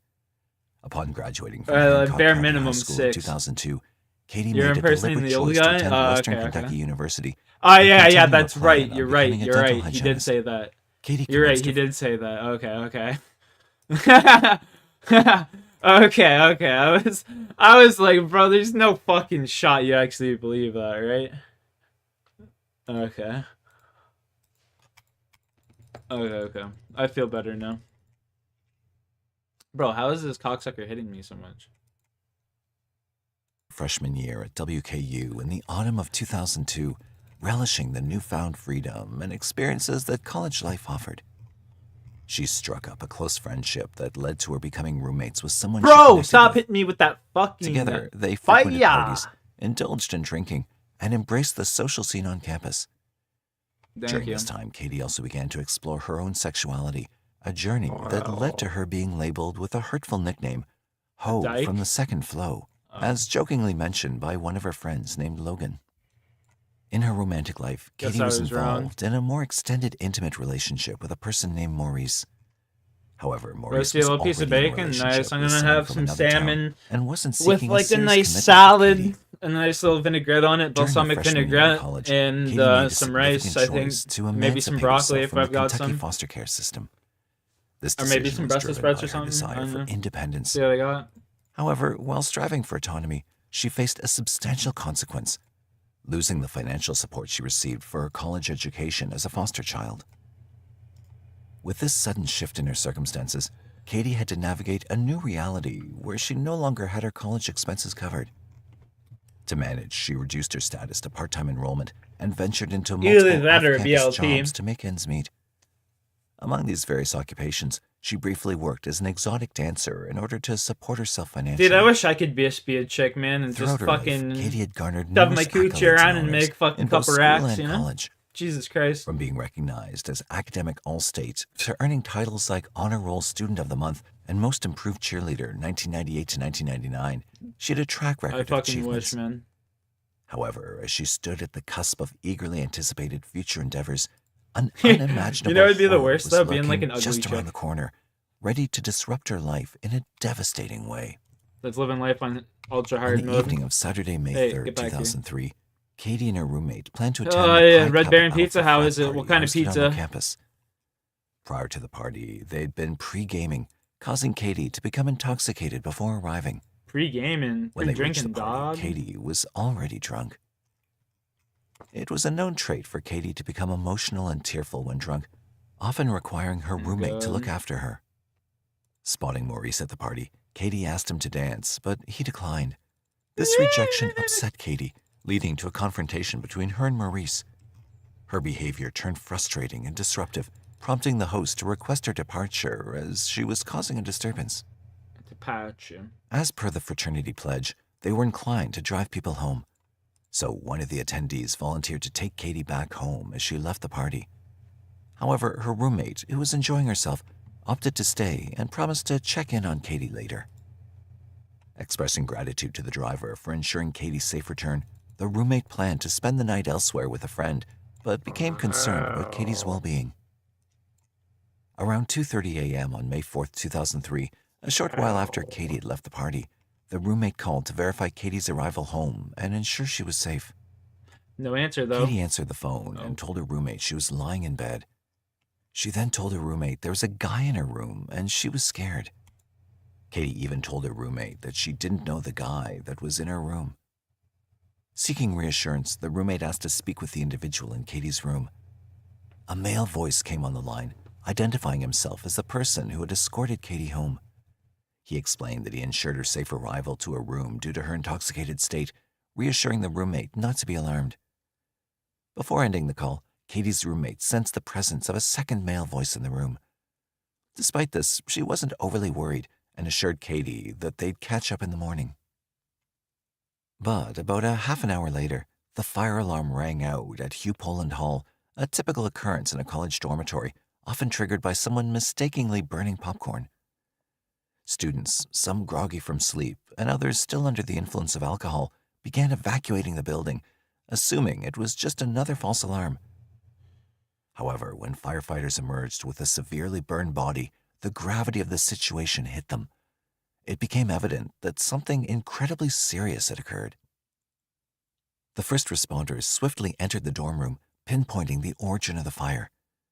Upon entering, a firefighter noticed that the sprinkler system had already extinguished the flames, but something caught their eye, a shimmering object on the bed. It wasn't until closer inspection that they realized it was a person, noticing a faint rise and fall of a chest. Oh. It was Katie Autry, severely beaten and burned, with a shirt covering her face and another piece of fabric wrapped around the sprinkler system. The scene Never had revealed red a berry. harrowing truth. Katie herself was the source of the fire, a result of someone setting her ablaze while she was still alive. Damn. As they carefully carried her out of the building, she uttered to the firefighters, "Take me home." Katie suffered severe burns, particularly to her chest and genital area, and investigators found evidence of a hairspray can used as an accelerant. Additionally, alcohol gel was discovered inside her, presumably in an attempt to erase potential evidence of an assault. Katie's critical condition required her transfer to Vanderbilt Hospital in Nashville, Tennessee. Doctors revealed the severity of her burns, indicating that they likely destroyed a significant portion of her nerve endings, providing a tragic relief by potentially reducing her level of pain. Oh man, that is fucking Despite the tragic, diligent medical dude. attention she received, She dead. Katie tragically Nah, she dead. Once that happens, you're fucking dead. succumbed to her injuries, passing away 3 days later on May 7th, 2003. Bro, there's probably not much of her body The Western left. Just from Kentucky that one police picture, initially there wasn't focused on much of her Katie's left roommate's anyway. absence that night, Like, she's given probably their honestly unusual better off dead at that companionship. point. Her Fuck, roommate that is clarified she was with so another rough. friend and disclosed the unsettling phone call Ugh. involving Katie and an unidentified male. This led authorities to Right. investigate the designated driver who claimed to have brought Katie home. During the interview, he denied knowledge of what happened to Katie after dropping her off. They also questioned Katie's so-called boyfriend, Maurice, who had an alibi. However, their attention returned to the designated driver As it when should. new information surfaced, revealing that Katie wasn't the sole passenger in the vehicle that night. There was indeed another person. When questioned further, the driver who had escorted Katie home that night admitted that Katie had a friend accompanying her in the car. This individual turned out to be a 20-year-old named Stephen Souls. Stephen something tells me Souls, he did a it. resident from nearby Scottsville, wasn't a student at WKU. That night, he'd accompanied friends to the party, but became intoxicated and ended up passing out in the back of the car. During the ride back to Katie's dorm, Katie playfully teased Stephen about his condition, calling him sick boy. Upon arriving at Katie's dorm, she exited the car. At that point, Stephen informed his friend that he wanted to approach Katie and holla at her, and got out of the car. That moment marked the driver's last sighting of Stephen Souls. When brought in for questioning, Stephen Souls was already known within his community as a dishonest individual prone to theft. He was a year or two older than Katie and had a reputation for idleness, not being enrolled in school or holding a job. Often achieved with underachievers in Scottsville, Kentucky, he had a track record of spending time with fellow cannabis users. Hey. While Stephen hadn't been involved in any significant legal issues, he was recognized among his peers as a deceitful person involved in dishonest practices, earning labels such as liar, cheat, and thief. Many in his social circle distrusted him, perceiving him as someone who took advantage of others. From Souls' statement, authorities gathered that he and a group of friends had also attended the fraternity party that evening. They had been drinking heavily and were significantly intoxicated by the time the party commenced. Souls claimed he felt unwell and opted to rest in the back of a friend's vehicle to recover. He mentioned that during the drive to Katie's dorm, he and she were engaging in playful behavior and making out. And at that point, that's all he initially disclosed regarding the events. When questioned, Souls denied going up to Katie's dorm room. However, he eventually confessed that after Katie left the vehicle, he followed her and managed to sneak through the dorm room door before it closed. He admitted to following Katie up to her room and acknowledged being intimate with her. As police continued their discussions with Souls, his narrative underwent multiple alterations. Ultimately, when confronted with accusations of causing harm to Katie, he insisted that he hadn't harmed her himself, but claimed to know who had. This revelation drastically shifted the direction and focus of the entire investigation. According to Souls, while he was spending time with Katie in her room, his friend, a man named Lucas Goodrum, contacted him, inquiring about his location. Souls informed Goodrum of his whereabouts, and subsequently, Goodrum arrived at Katie's dorm room. Souls recounted that upon Goodrum's arrival, Goodrum expressed a desire to engage in intimate activities with Katie. However, when Katie refused, Souls claimed that Goodrum, driven by anger, violently assaulted her. According to Souls, Katie attempted to defend herself, but due to Goodrum's larger size, she couldn't escape his grip. Souls alleged that he witnessed the horrifying scene as Lucas Goodrum proceeded to torture and set Katie on fire. I am about the streets. Upon conducting a background check on Lucas Goodrum, authorities discovered that he was 21 years old in the spring of 2003 and wasn't enrolled as a student at WKU or any other educational institution. Rajat? How you been? His history revealed a pattern of instability, lacking steady employment or pursuing further education.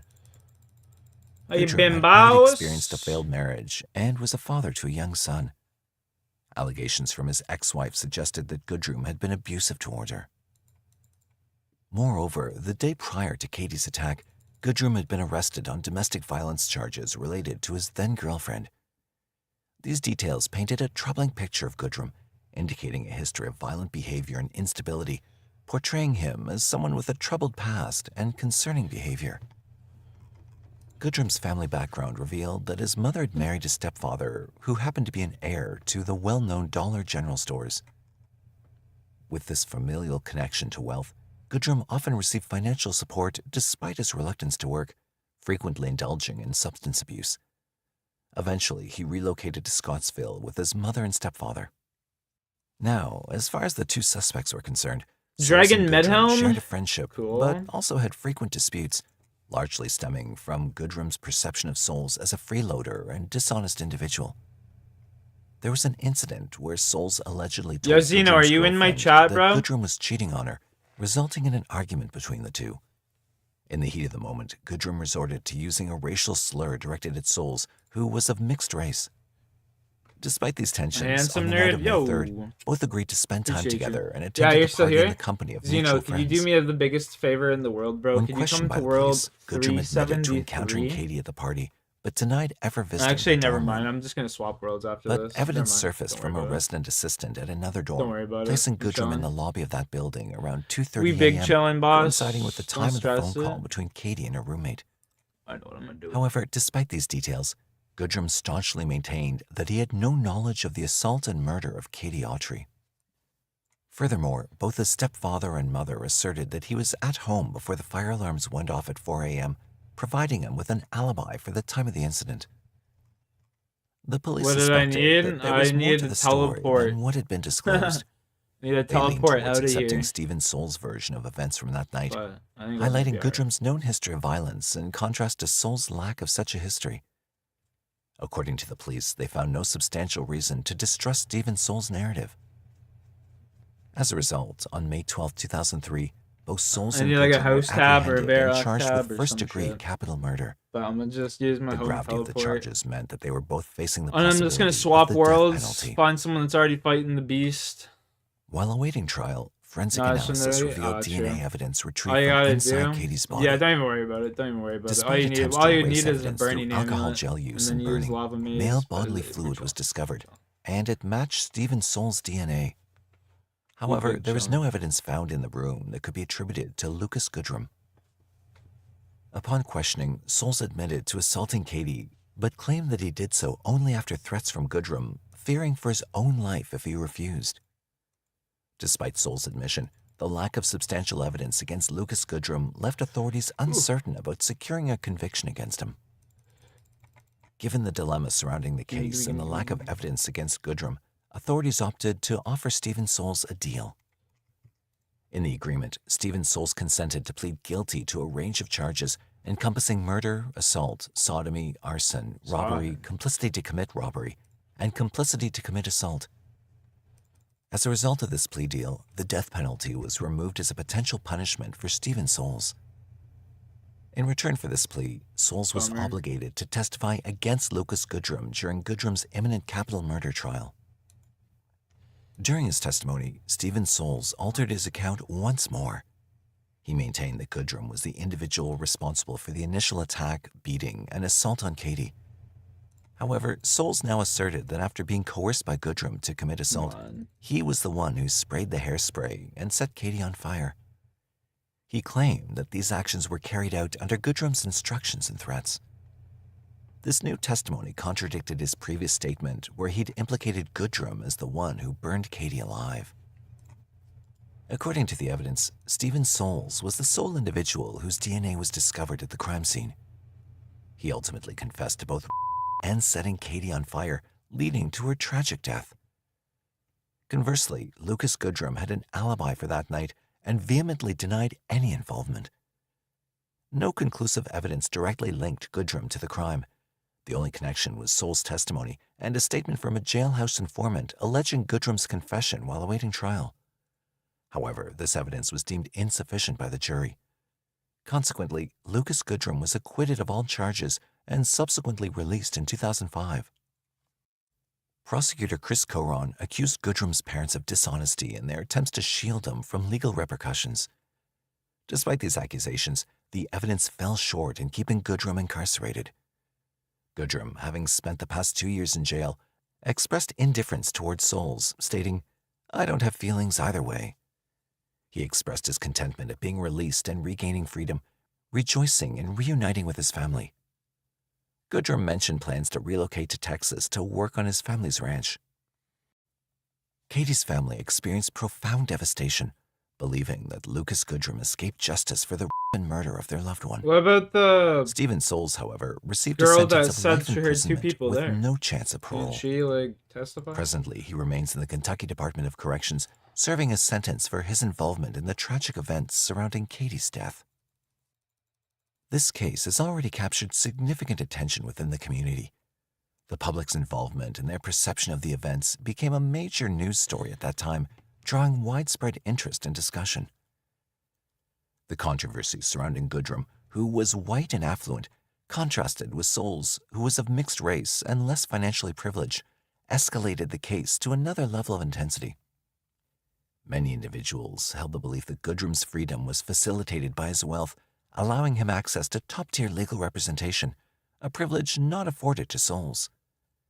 This disparity in resources fueled widespread perceptions of unequal treatment within the legal system. The internet also became a platform for discussions regarding the racial dynamics of the case. Despite Souls not being viewed as innocent, a prevailing opinion emerged that his mixed-race identity played a central role in the case's focus. Moreover, the subsequent years saw Lucas Goodrum facing charges of domestic violence and making terroristic threats against his ex-wife. After relocating to Texas, he withdrew from the public eye, and his current whereabouts remains unknown. Despite widespread belief in Goodrum's guilt, certain unanswered questions continue to puzzle investigators and the public. Yeah, insane. The dorm rooms required resident keycards for access. While Stephen Souls admitted to following Katie just before the door closed behind her, the mystery remained regarding how Goodrum could have gained entry into the building later. Additionally, the absence of Goodrum's DNA on Katie's person, while Souls' DNA was found, raised further questions. However, the credibility of Goodrum's parents' alibi clashed with the account from another individual in a separate dorm who claimed that Goodrum was present there at 2:30 a.m. 356. These lingering KC. uncertainties contributed to the ongoing intrigue surrounding the case. So even though Goodrum might have been involved or might have been the main criminal mind behind this heinous act, this time the authorities failed to provide the evidence needed. And that's something that cannot be changed. Either Goodrum was a brilliant criminal, or he wasn't involved at all. So what do you think actually transpired inside the dorm room on that fateful night? Was Goodrum the main mastermind, or was Souls the sole monster of this story? Hard Let to us know your say. opinion. We'd love Hard to to hear from say. you.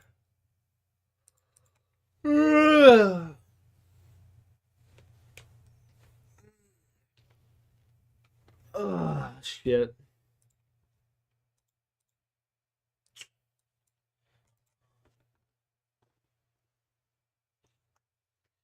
Well, I think, chat, I'm gonna go play some Apex. I'm gonna start up another stream.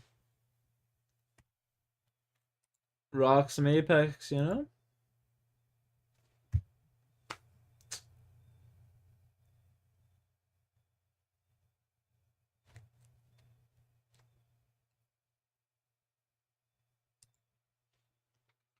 Thoughts on NASCAR? Nah. If you like it, you like it. I don't really have too much of a thought on it.